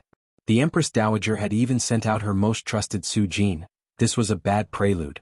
After Su Jin left, Empress Dowager Zhou remained silent. Her eyes were slightly closed like she was resting. The atmosphere in the room was very heavy and subtle. Xiaoxi did not dare make a sound, afraid of waking up Empress Dowager Zhou. Even if his knees hurt from kneeling, he did not dare make a single sound. If he could, he would rather keep kneeling like this. It would be best if the Empress Dowager really fell asleep and forgot about him. But things didn't go as he wished. When he was trying his best to reduce his presence, he heard Empress Dowager Zhou's voice ring out. "Xiaoxi, you're still not willing to speak?" Empress Dowager Zhou's voice was calm and her face was even calmer, but Xiaoxi's heart was in his throat. He lowered his eyes as he replied, "Whatever the Empress Dowager wants to ask, this servant will tell you everything I know. However, this servant really does not know the Emperor's whereabouts. I ask the Empress Dowager to investigate." "Stop trying to act dumb in front of this widow. What this widow wants to know, you know it in your heart." This servant is terrified. This servant really does not know what the Empress Dowager wants to ask. How could Xiaoxi not understand what Empress Dowager Zhou wanted to know? But he did not want to betray his master, so he tightly clenched his teeth. Bah! The hot tea in Empress Dowager Zhou's hand fell onto the golden brick floor in front of him. The hot tea splashed onto his face and body, but he did not dare make a sound. He could only grit his teeth and endure the pain. "Xiaoxi, stop playing tricks in front of this widow. This widow is not easy to fool. It's best if you tell me everything about how your master met the Qin family's girl. If you tell a single lie, this widow won't kill you. This widow will send you to the Clear Breeze house and you won't be able to raise your head in front of your master for the rest of your life." Empress Dowager Zhou's voice was as cold as ice. Clear Breeze house. Xiaoxi shivered violently. Of course he knew what kind of place the Clear Breeze restaurant was. It was the most famous restaurant in the capital. The Empress Dowager was truly ruthless. If he really sent himself in within 3 days, he wouldn't even look like a human or a ghost. Even if Master found him, how would he have the face to return to Master's side to serve him? "Empress or not?" Empress of Empress Dowager Zhou said. "Empress Dowager Zhou of Qi." Emo Dowager Zhou said. Dowager Zhou Emo Dowager Shi and said looked up. Dowager said. Dowager Empress and said. Breeze Dowager said and said. Empress. Dowager of Shi Dowager Qin said. Empress. Empress Dowager, this servant actually doesn't know much. Xiaoxi gritted his teeth. He had no choice but to tell him how his master left the palace, how he met Qin Ning several times, and how his master disguised himself as an assassin to be Qin Ning's bodyguard in the King Dingyuan palace. He told him everything in detail. Chapter 525. Empress Dowager Zhou finished listening without saying a word. Although her face was expressionless, her heart was filled with waves. She had always thought that her son fell in love with Qin Ning at first sight during the spring banquet. She was angry at her son's actions and hated Qin Ning even more. She must have wanted to climb up the ladder, so she seduced the emperor. Who would have thought that after learning of the matter, she would find that the one to blame was not Qin Ning, but rather her son who was the emperor. Listen to what he had done. He actually abandoned his position as the emperor and called himself an assassin to be that girl's bodyguard in the king's palace. If it wasn't for Xiaoxi personally saying it, she would not have believed that the calm and steady emperor's son would do such a strange thing. Speaking of this matter couldn't be blamed on that girl surnamed Qin. It was all her son's fault. When he became that girl's bodyguard, perhaps he had already been moved by that girl. But he clearly knew who that girl was. That was his niece's wife-in-law. How could he have these kinds of thoughts towards his niece's wife-in-law? Empress Dowager Zhou became angrier and angrier the more she thought about it. She couldn't breathe as she coughed and rolled her eyes. Empress Dowager. Xiaoxi saw that the situation was bad. He jumped up and began to massage Empress Dowager Zhou's back. After a while, Empress Dowager Zhou finally caught her breath, but her expression was extremely ugly. She looked up at Xiaoxi and raised her hand. "Pa." She gave Xiaoxi a loud and clear slap on the face. "It's all your dog servant's fault. A good emperor has been led astray by you dog servants." Xiaoxi quickly kneeled down. Yes. Although he had suffered a large slap, the stone in his heart fell to the ground. This was because he could hear that Empress Dowager Zhou's tone had become a bit gentler. She probably wouldn't send him to the Clear Breeze house in a fit of anger, so he couldn't help secretly wiping the sweat off his forehead. Empress Dowager Zhou rubbed her forehead and felt her temples throbbing with pain. This was truly a troublesome matter. When she found out, she found that this matter was more troublesome than she had imagined. The Emperor actually did this kind of thing. It was completely out of her expectations. She couldn't help feeling disappointed and heartache. No, she had to take advantage of this situation before it got out of hand and cut off this ill-fated relationship for her son.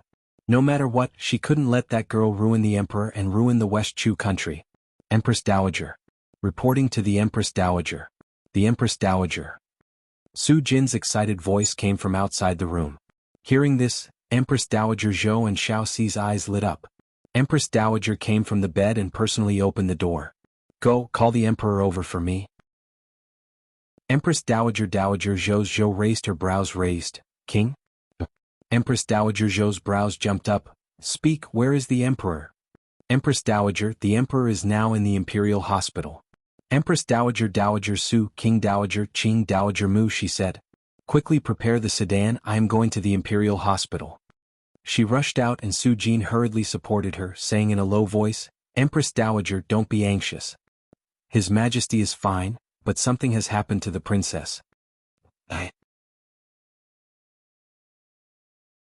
Chapter 526. When Empress Dowager Zhou heard this, she slowly nodded. Very good. Go prepare the sedan. This widow will go to the doctor yard to see what kind of illness this princess has. She once again recovered her noble appearance, but Su Jin's heart suddenly turned cold. She couldn't help staring at Xiao Xi. What did this brat say to the Empress Dowager? In the doctor yard. With Dr. Zhang as the leader, several dozen doctors surrounded the bed, taking the pulse of the unconscious Chen Ning. After the doctors took her pulse, they all had serious expressions. No one said a word and everyone looked at Dr. Zhang at the same time. In the entire doctor yard, Dr. Zhang was the oldest and had the best medical skills. He was also the most trusted by the Emperor and the Empress Dowager. Therefore, all the imperial physicians followed his lead. Dr. Zhang stroked his snow-white goatee and his brows knit in thought.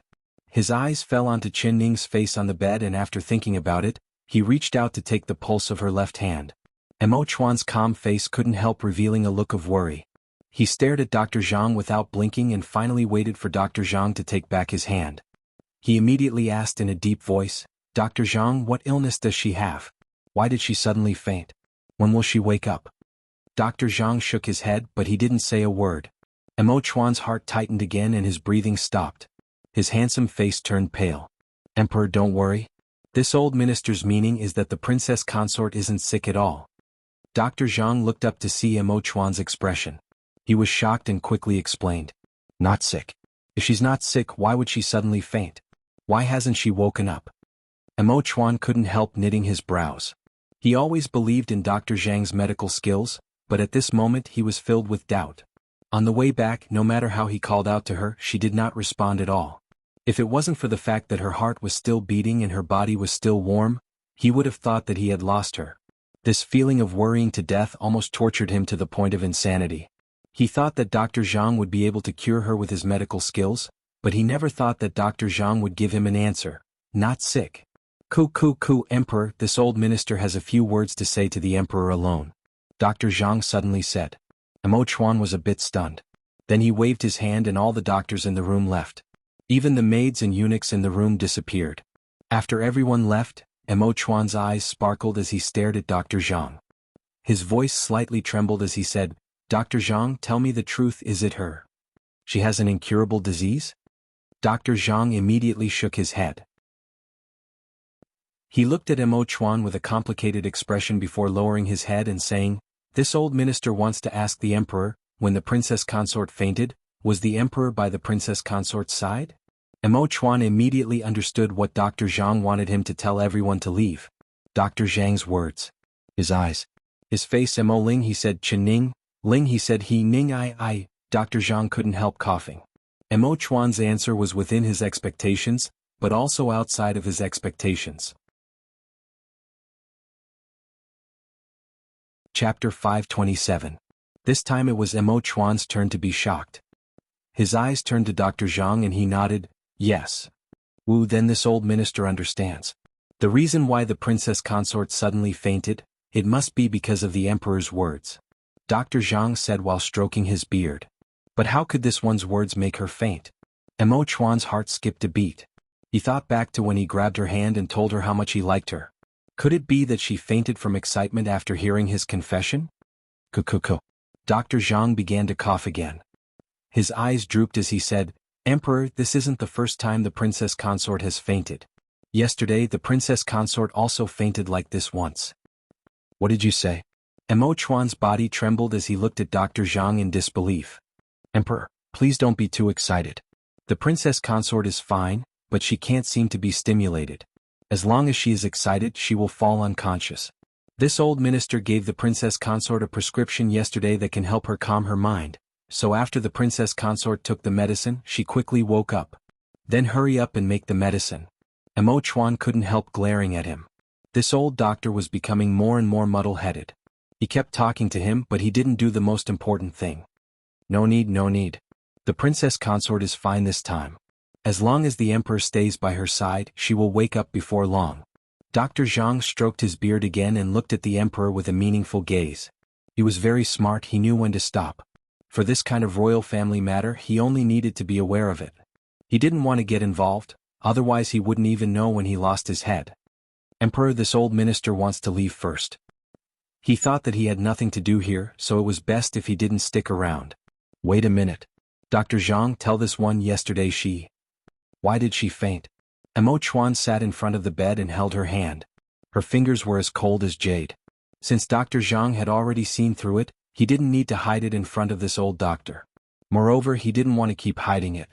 Dr. Zhang's old eyes were so embarrassed that he didn't know where to look.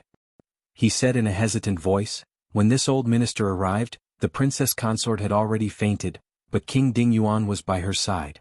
According to this old minister's pulse, the princess consort seemed to have received a strong stimulation, so she fainted. Moreover, after the princess consort took the medicine, she fainted because His Highness was by her side. Chu Xiaoyang. Emo Chuan's pupils shrank as he said this word. He suddenly remembered that before she fainted, she had mumbled a name. It was Chu Xiaoyang. The reason why she fainted was definitely related to Chu Xiao. Damn, what did that bastard Chu Xiaoyang say to her and what did he do? Emo Chuan forcefully clenched his fists, wishing he could immediately grab Chu Xiaoyang and ask him about this. Emperor, please don't worry. The princess consort's pulse is already stable and she will wake up soon. Cuckoo, this old minister will leave. Dr. Zhang picked up his medicine box and prepared to leave. Dr. Zhang, bring the prescription you gave me yesterday and make another dose. Emo Chuan's expression had already returned to normal. He held Qin Ning's hand and stared at her face without blinking. Her face still didn't have a trace of blood. Chapter 528. Yes. This old minister will go make it now. Dr. Zhang replied as he left. The room was completely silent. Without Emo Chuan's orders, no one dared to come in, so they all stayed far away. Emo Chuan sat in front of the bed, holding her hand with a dark gaze. Although he was sitting there without moving, his heart was not as calm as he looked on the surface. Do. There was a knocking sound coming from the door as a little eunuch came in with the medicine. Get out. He did not even look at the little eunuch. This was because he saw her long and dense eyelashes gently tremble before slowly lifting up. His heart skipped a beat as he tightly held her hand and said in a trembling voice, Ning, you're awake? Qin Ning opened her eyes. Her consciousness was still a bit hazy and the scene she saw was a bit blurry. But she heard a familiar voice. Her lips slightly moved and she spat out two words, Emo Chuan? I'm here. She felt her hand being tightly held by a burning hand. Her consciousness slowly came back and she blinked. She saw a pair of deep eyes that were like stars in a cold night.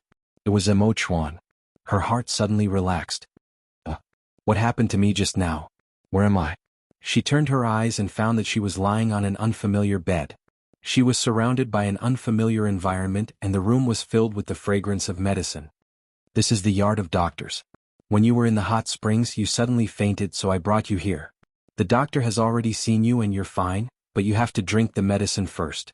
Emo Chuan's face was very calm and his voice was very gentle. He helped her up and let her lean against his chest. Then he picked up the bowl of medicine and brought it to his lips to test the temperature before bringing it to her lips. I fainted again? She knit her brows and raised her hand to touch her chest. Her heart was still beating, but it had calmed down a lot. The doctor said that you were too emotional and this medicine has a calming effect. Come drink the medicine. Qin Ning smelled the strong smell of medicine and wrinkled her nose. She said, I won't drink it. You just said that the doctor said I'm fine. I'm not sick at all, so I don't need to drink medicine. Her childish appearance made his heart soften, but thinking of her body, he still persisted. You have to drink it, he ordered. Oh, I won't drink it. This medicine tastes bad. She turned her head. He stared at her and his eyes darkened a bit. He used 2 fingers to pinch her chin and made her turn to look at him. If you don't drink it, I'll feed it to you, he said in a threatening tone. Even if you feed me, I won't drink it. Before she could finish her sentence, she saw him silently pick up the bowl of medicine and take a big gulp. Before she could react, his lips were already pressed against hers. With the experience of feeding alcohol once, he was already very familiar with the process of feeding medicine again. She was forced to drink a large mouthful of medicine. Her face turned red, and she glared at him in embarrassment and anger. You. His lips pressed against hers again, and the second mouthful of medicine entered her mouth. Amo Chuan, I won't. Oh. The medicine was very bitter, but her heart was very sweet. The bowl of medicine was unknowingly finished, but his lips did not leave her at all. He closed his eyes and kissed her passionately and warmly. A garden bloomed in her heart. Chapter 529. Empress Dowager Zhou's face was livid. Standing outside the window, she saw this scene through the small hole in the window paper. She did not know how long she had been standing outside the window and how long she had been listening. With Mo Chuan's cultivation, he should have noticed that there was someone outside the window a long time ago. But his mind was in a daze, so he did not hear anything. Even if he heard it, he didn't care and didn't care. Although Su Jin did not see anything, seeing Empress Dowager Zhou's expression, she could already imagine what was happening in the room. Her heart began to beat fast and she had a bad premonition. Empress Dowager Zhou left without saying a word. Su Jin quickly followed her. Only when they were far, far away from the yard of doctors did Empress Dowager Zhou slow down. She stood in the long palace road, looking up at a wild goose flying in the sky. Her face had already returned to normal, looking no different from usual. But Su Jin's heart was still beating fast. She stood beside Empress Dowager Zhou, not daring to breathe loudly. Su Jin, has King Jing'an returned? Empress Dowager Zhou suddenly said. Su Jin felt it was a bit strange, but she still respectfully replied, Yes, His Highness King Jing'an returned to the capital this morning. Very good. Immediately summon King Jing'an to the Peaceful Life Palace to see this widow. After Empress Dowager Zhou said this, she coldly looked in the direction of the yard of doctors and said in a deep voice, That girl can't be kept alive. Su Jin's heart suddenly skipped a beat and she sucked in a cold breath. She said in a trembling voice, Empress Dowager, could it be that you want His Highness King Jing'an too? She did not dare say anything else as her hands and feet turned soft from fear. She knew that Empress Dowager Zhou really wanted to kill him this time. That's right. Empress Dowager Zhou's eyes turned cold and her body slightly trembled. She closed her eyes and the scene she had just seen appeared in front of her eyes once again. The good son she had painstakingly raised, the good emperor she had wholeheartedly helped him ascend to the throne, he actually did this kind of shameless thing. No, if she didn't do anything, the emperor would sink deeper and deeper until he couldn't pull himself out. Royal grandmother, you. What did you say? Chu Xiaobai had just stepped into the capital and the first person he came to see was Empress Dowager Zhou. But before he even said a few words, Empress Dowager Zhou sent everyone away and whispered a few words in his ears. When he heard this, his expression changed. He looked at Empress Dowager Zhou with a look of disbelief, almost not daring to believe what he had just heard. Empress Dowager Zhou revealed a tired look. After coming back from the doctor yard, she had been lying in bed the entire time, feeling very tired. She slightly closed her eyes and said to Chu Xiaobai, Xiaobai, this widow knows that you listen to this widow the most. This widow can't trust anyone on this matter other than you. This widow believes that you won't disappoint this widow will. Dowager Zhou Xiao and said, King Dower Xiao's heart, Xiao Chu. Xiao to Dower. Dowager's heart, she looked was Xiao, was Chu. Dower Chu's heart, said he said. He say he. He to say he Dower. Eming looking Zhou Empress Dowager Zhou looking with her. And she looked, and as long she looked at Chu Xiaobai couldn't help asking, Royal Grandmother, why do you want to kill third sister-in-law? Did she do something to betray Royal Grandmother? Chapter 530. Chu Xiaobai's face was filled with disbelief. He tightly held Empress Dowager Zhou's hand and begged, but Royal Grandmother, didn't you always like third sister-in-law? She even helped you copy the scriptures, did you forget that? How could the words of a fortune-teller count? Empress Dowager Zhou's face sunk and she revealed a look of displeasure. Xiaobai, this matter concerns the safety of the country. Even if this widow likes her, we can't put our West Chu in danger for a single girl. The fortune-teller said that if this girl isn't eliminated, West Chu will be in danger. If you can't do it, this widow will find someone else to do it. You just came back, so you must be tired. You should go back and rest. She gave the order for him to leave. Royal Grandmother? Chu Xiaobai wanted to beg again, but Empress Dowager Zhou had already pulled her hand back. She waved at him and said, You can leave. This widow is tired, so I want to rest. Chu Xiaobai was still kneeling in front of the bed, not moving at all. He forcefully gritted his teeth to the point they creaked, and his jet black and clear eyes were filled with pain. He knew that Empress Dowager Zhou was not joking, she really would make a move against Chen Ning. He never would have thought that as soon as he returned to the capital, Empress Dowager Zhou would give him this kind of task. It was a task that he couldn't do and it was impossible for him to complete. But if he didn't agree, Empress Dowager Zhou would send someone else to do it. Alright, Royal Grandmother, this matter? I'll leave it to Xiaobai. His heart was filled with pain, it was like someone was stabbing it with a knife. But he could not agree. He would rather let her die in his hands than allow someone else's knife to be stained with her blood. Xiaobai, this widow did not misjudge you. You really are the only good child this widow can trust. Empress Dowager Zhou happily patted his shoulder. Chu Xiaobai did not know how he left the peaceful life palace and he did not know where he was going. He walked through the palace without knowing which direction to go. His heart was filled with pain and he was at a loss. Empress Dowager Zhou's final words rang in his ears. If you don't bring her head back to see this widow, then you don't need to come back. It seemed like Empress Dowager Zhou was determined to take her life. What had happened in the few days he had been away from the capital? Why did the Empress Dowager suddenly change her mind and couldn't tolerate her? He really wanted to find someone to ask about it. But who should he ask? Who could tell him? Su Jin? But when Su Jin saw him, she hid faster than a rabbit. He knew that he couldn't get anything from Su Jin because Su Jin would never betray Empress Dowager Zhou, she wouldn't tell him a single word. But was he really going to kill her? Although she was his third sister-in-law in name, in his heart, she was the only girl he liked in this life. He loved her so much that he couldn't even bear to touch her finger. How could he kill her? He raised his head. His eyes were moist and everything he saw was a blur. Thinking about it, it was really laughable. The thing that he had risked his life to protect, now he had to personally destroy it. Wasn't this the greatest irony in the world? Chu Xiaobai stopped moving. He had already made his decision. Since he promised Empress Dowager Zhou, he had to do it. In this life he had never done anything to disappoint Empress Dowager Zhou.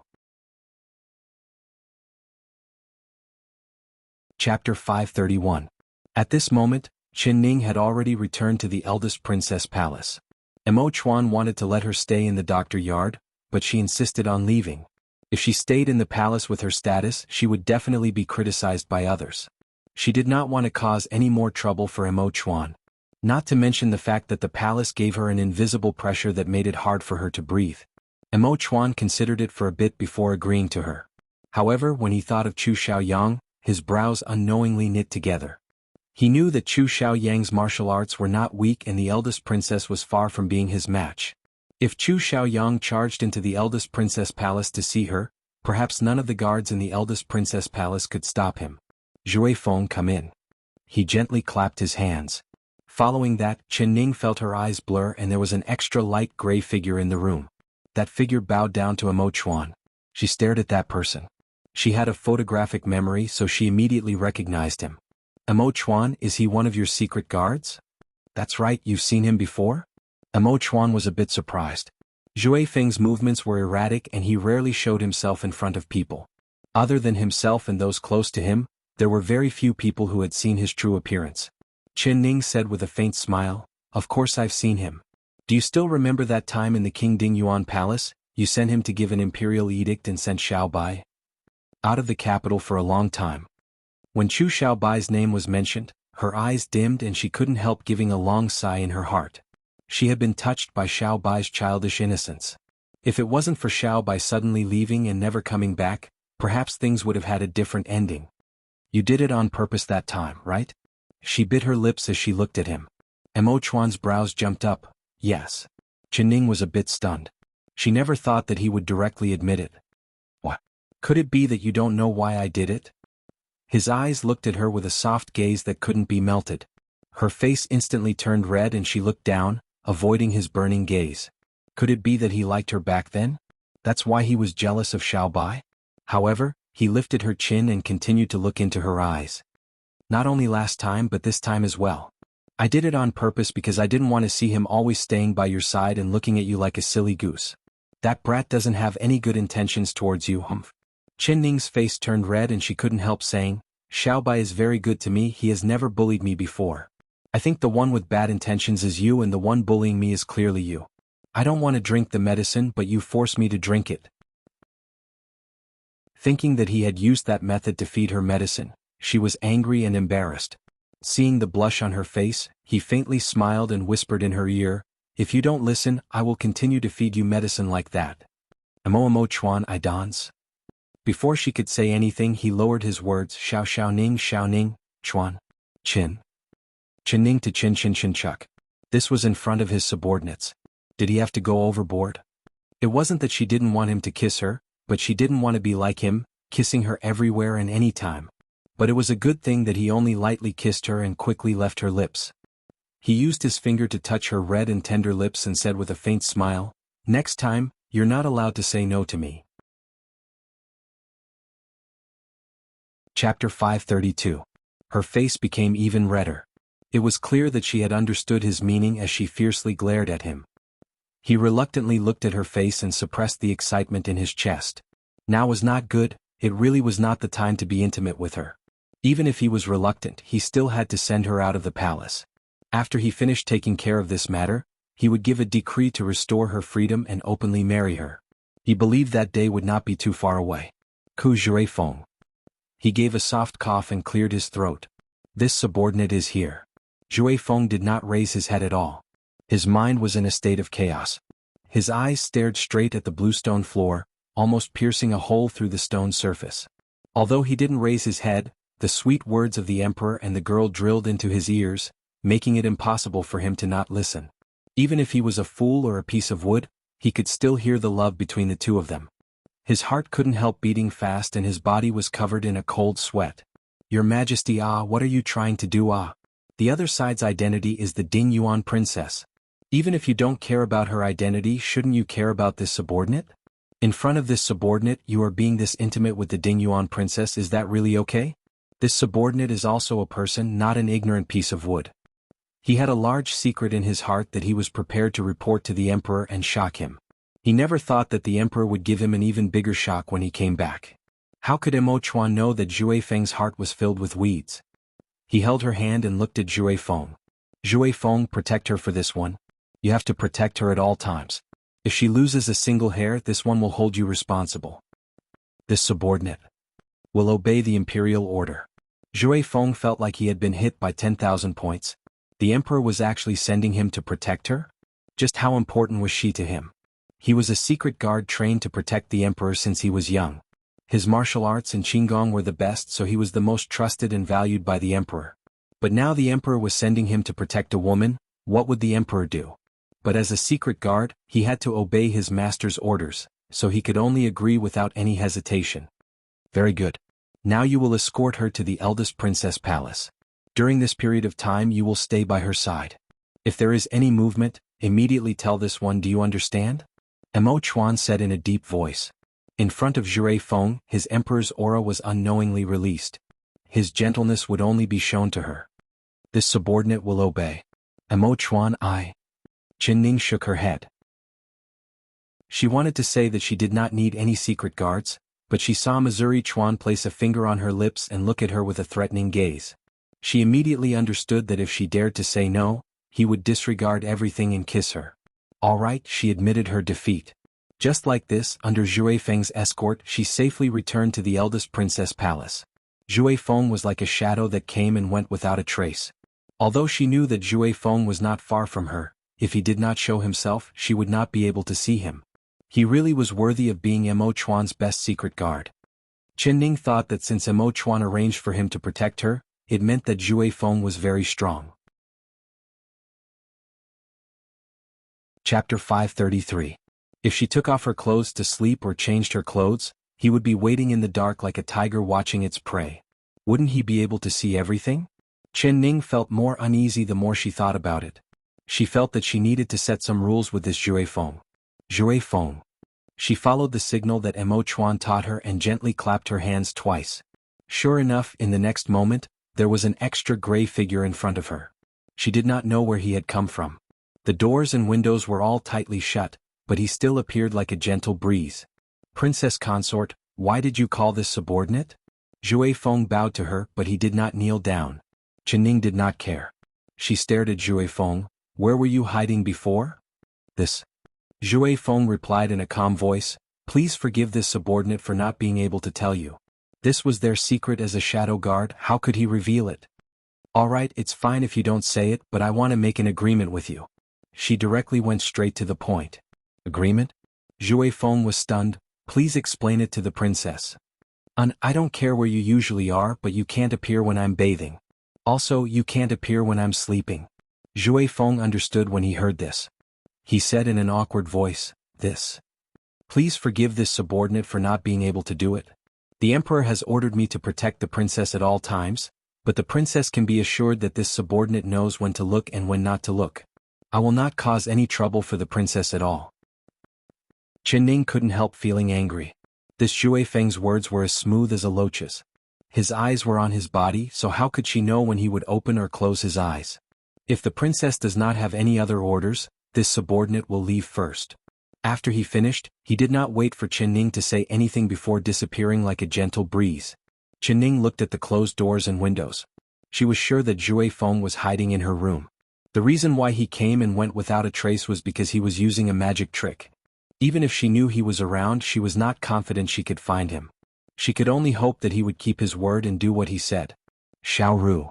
She called out. Very quickly, Xiao Ru opened the door and walked in. Young miss. Xiao Ru's round face was blushing and she was filled with the joy and happiness of youth. Anyone who saw her smiling face would feel refreshed. Ning held her hand with a faint smile and pinched her little apple cheeks. Did you see Xiao Si yesterday? I saw him. The servant talked to Xiao Si for a long time and he told me many good stories. Xiao Ru nodded again and again. At the mention of Xiao Si, her eyes sparkled. Ning saw her innocent smile and couldn't help smiling. She thought about it and then asked, then do you know Xiao Si's identity? I know. He's just a little eunuch. Xiao Ru was still giggling and her expression did not change at all. Then do you know what eunuchs are? I know, the eunuchs are the people that serve the emperor. Young miss, this servant will tell you a big secret. That Richie Rich. Oh no, bodyguard, hey, he is the current emperor. She moved closer to Ning's ear with a mysterious expression and whispered to her. After saying this, she waited to see Ning's shocked expression. Chapter 534. Young miss, you already knew? Then why didn't you tell this servant? This servant was waiting for you to be surprised. Xiao Ru pouted in disappointment. I wanted to tell you but I never had the chance. That's right, did the eldest princess leave the palace? She asked. After coming back, she hadn't seen the eldest princess at all, so she couldn't help feeling that it was strange. With the eldest princess personality, if she was in the palace, the first thing she would do would be to ask her about yesterday's results. Xiao Ru nodded and her face filled with excitement. That's right, I heard that the East Qin country sent a large group of envoys to our capital city, so they set up a banquet in the palace. The eldest princess went to the banquet, so it must be a grand scene. It would be great if we could also go take a look. East Qin envoys? Ning wasn't interested in the banquet at all, but she was a bit surprised by the East Qin envoys. She thought of the 2 times she saw Mo Chuan. He always had a faint look of worry on his face. She asked him about it, but he didn't say anything, so it must have something to do with the East Qin envoys. She knew that she didn't understand politics and couldn't help him with the country's matters. All she could do was quietly wait for him to take care of the country's matters and not give him any trouble. "Young miss, let's go out and play, alright? I heard that it's very lively outside right now. The market is filled with people selling all kinds of food and toys as well as singers and jugglers. There's everything." Xiao Ru's eyes lit up as she looked at Chen Ning with eyes filled with desire. Chen Ning knew that she was still a child and didn't want to disappoint her, but she didn't know why her heart was beating so fast. So she rubbed her head. "You can go play by yourself. I'm very tired and want to sleep for a bit." "Ah, then this servant won't go either. This servant will stay here with you." Xiao Ru immediately stuck out her tongue and revealed an embarrassed look. "Young miss, your body isn't feeling well, but this servant still wants to play. It's all my fault. When I was your age, I also liked to go out and play like you. How about you wait for me to sleep for a bit? When I wake up, we can go out and watch jugglers, alright?" Chen Ning smiled as she rubbed her hair. Alright. Then this servant will stay here and watch over you." Xiao Ru smiled and clapped her hands. "Sleep with me." Chen Ning smiled and pulled Xiao Ru onto the bed with her. She pulled the blanket over them. Only when she thought of Zhui Feng hiding in the corner of the room and this man staring at her like a tiger, she felt uncomfortable all over. She bit her lips and was about to think of a way to send Zhui Feng away when she suddenly heard a sound from the window. Then a gray figure flashed in front of her and Zhui Feng was already standing by the bed, standing in front of her and Xiao Ru. Xiao Ru was caught off guard. She suddenly found that there was a man in front of her and instantly screamed out, "Ah! Stop shouting." Zhui Feng immediately turned his hand to cover Xiao Ru's mouth. Who would have thought that his back would be facing Xiao Ru and he didn't have eyes on the back of his head? Xiao Ru moved to Chen Ning's side at this moment and his palm pressed against Xiao Ru's chest. He felt a soft and bouncy feeling and he couldn't help being stunned. Xiao Ru was stunned as her eyes opened wide. Seeing the man's thick palm grab her chest, she was completely scared silly and forgot to dodge it all. Xiao Ru was impatient. She suddenly stared at Zhui Feng and found that she did not recognize him at all. His clothes were not like the servants of the eldest princess palace. I am? Zhui Feng couldn't help looking at Chen Ning. How should he introduce himself? There. Xiao Ru. Chen Ning, who had been watching from the side, pulled Xiao Ru over. She rolled her eyes at Zhui Feng and said, "He is not a person." Xiao Ru and Zhui Feng were stunned. "There's someone?" Chen Ning looked out the window and thought that Chu Xiaoyang wouldn't have come, right? Thinking of Chu Xiaoyang, she felt a dull pain in her chest and couldn't help frowning. Why did her chest feel this pain when she thought? Why did her chest feel so tight whenever she thought of him? And twice in a row she fainted for no reason. "It's a martial arts expert," Zhui Feng replied. He slowly walked over to the window step by step, holding his breath as he prepared himself. The window suddenly of Feng Feng and Qing Ling Qin Feng Xiao of Feng. The window opened at Feng Xiao Feng Feng of Ru of Feng of Ziti Xiao. Chen Ning hugged her and stared at the window without blinking. It was broad daylight, she did not believe that there would be any ghosts. The window finally opened and flowers bloomed outside. In the middle of the flowers, there was a white as snow-clothed young man with a frosty appearance. He was currently smiling at her. Chapter 537. Xiaobai, so it's you. Chen Ning let out a soft sigh and also revealed a sweet smile to the white-clothed youth. Greetings, King Jing'an. When Zhui Feng saw Chu Xiaobai, he did not seem surprised at all, but his expression was a bit awkward. "Zhui Feng, why are you here?" Chu Xiaobai's eyes fell onto Zhui Feng. He rolled his eyes and said with a smile, "I understand it must be the Emperor who sent you to protect her, right? Uncle Emperor is really good to me. Before I left the capital, I asked him to help me protect Ning'er's safety. He really kept his word. You just returned to the capital and he immediately sent you over. When I see the Emperor, I must properly thank him."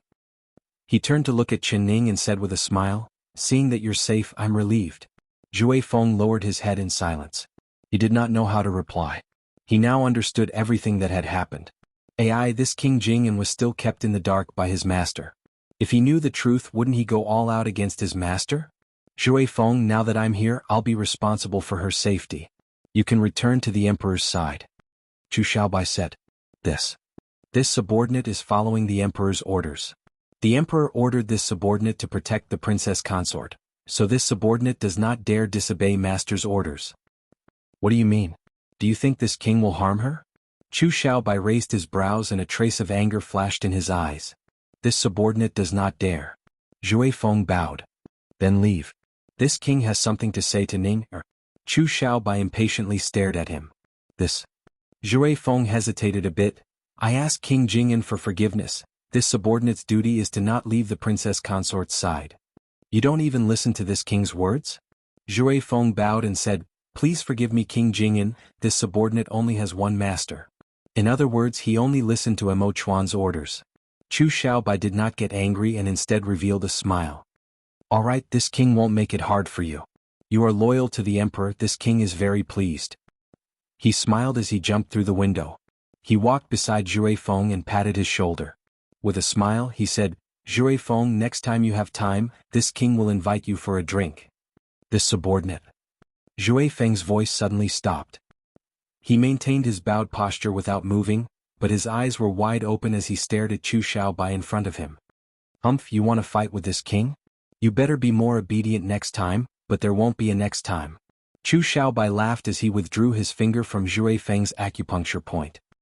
He placed him under the bed and then revealed a faint smile to Xiao Ru. I want to have a few words with your master and you. Can Xiao sleep. Xiao out. And Xiao out of sleep she fell out, Ling.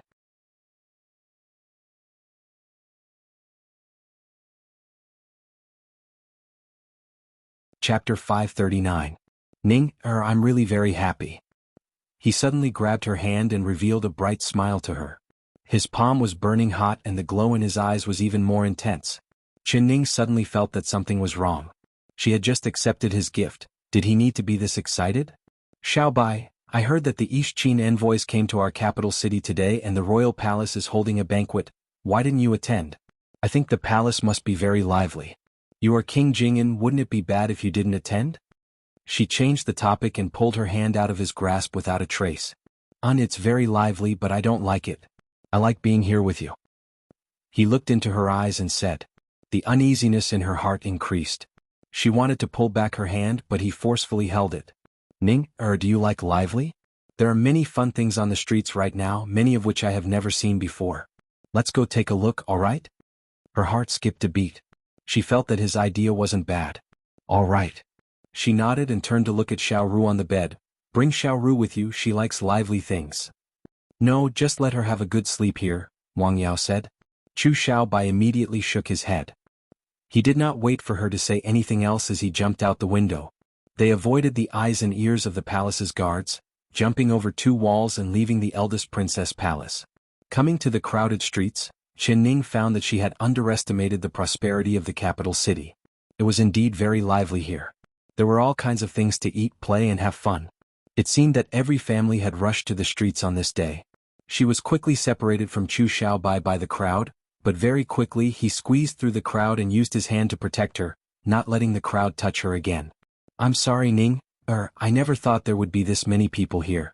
If I knew earlier, I wouldn't have suggested coming here to watch the fun. He was a little angry and a little regretful as he kept looking at the people beside him. This was because he found that more and more people were not going to watch the fun, but were instead looking at the two of them. They had unknowingly become the focus of everyone's attention. Originally the two of them had outstanding looks. One was a white-clothed handsome youth and the other was a beautiful young girl. Standing in the middle of the crowd, they were like cranes among chickens. It was a pleasing scene and it was impossible for them not to attract attention. Especially the street thugs. They surrounded Qin Ning with their eyes rolling around. They had malicious smiles on their faces as they tried to strike up a conversation with her. Little girl, is the one beside you your little lover? Look at his weak body, does he want to be a flower protector? Why don't you come with us? We'll make sure you're happy. Chapter 540. A kacha sound rang out. That ruffian's hand had not even touched Qin Ning when he suddenly felt a sharp pain in his wrist. He looked down and immediately cried out, My wrist! My hand is broken, it's broken. Oh, it hurts. He hugged his arm and cried out in pain, not understanding how his wrist had suddenly been broken. There were many people on the side who could clearly see that the white-clothed beautiful youth had stretched out a finger and gently tapped that ruffian's wrist, breaking that ruffian's wrist. The surrounding people all took in a cold breath. Everyone looked at Chu Xiaobai with shocked eyes. This beautiful youth was very strong. If you dare have any ideas about her, you'll end up like this fellow. All of you scram. Chu Xiaobai's face was as cold as ice and his voice was cold. His eyes swept over the crowd of ruffians, making everyone feel a chill. This is bad. They had met a hard nut today. These two people could not be provoked. The ruffians quickly held the ruffian who had his wrist broken and ran into the crowd, disappearing without a single one of them. Chu Xiaobai's face was still not very good.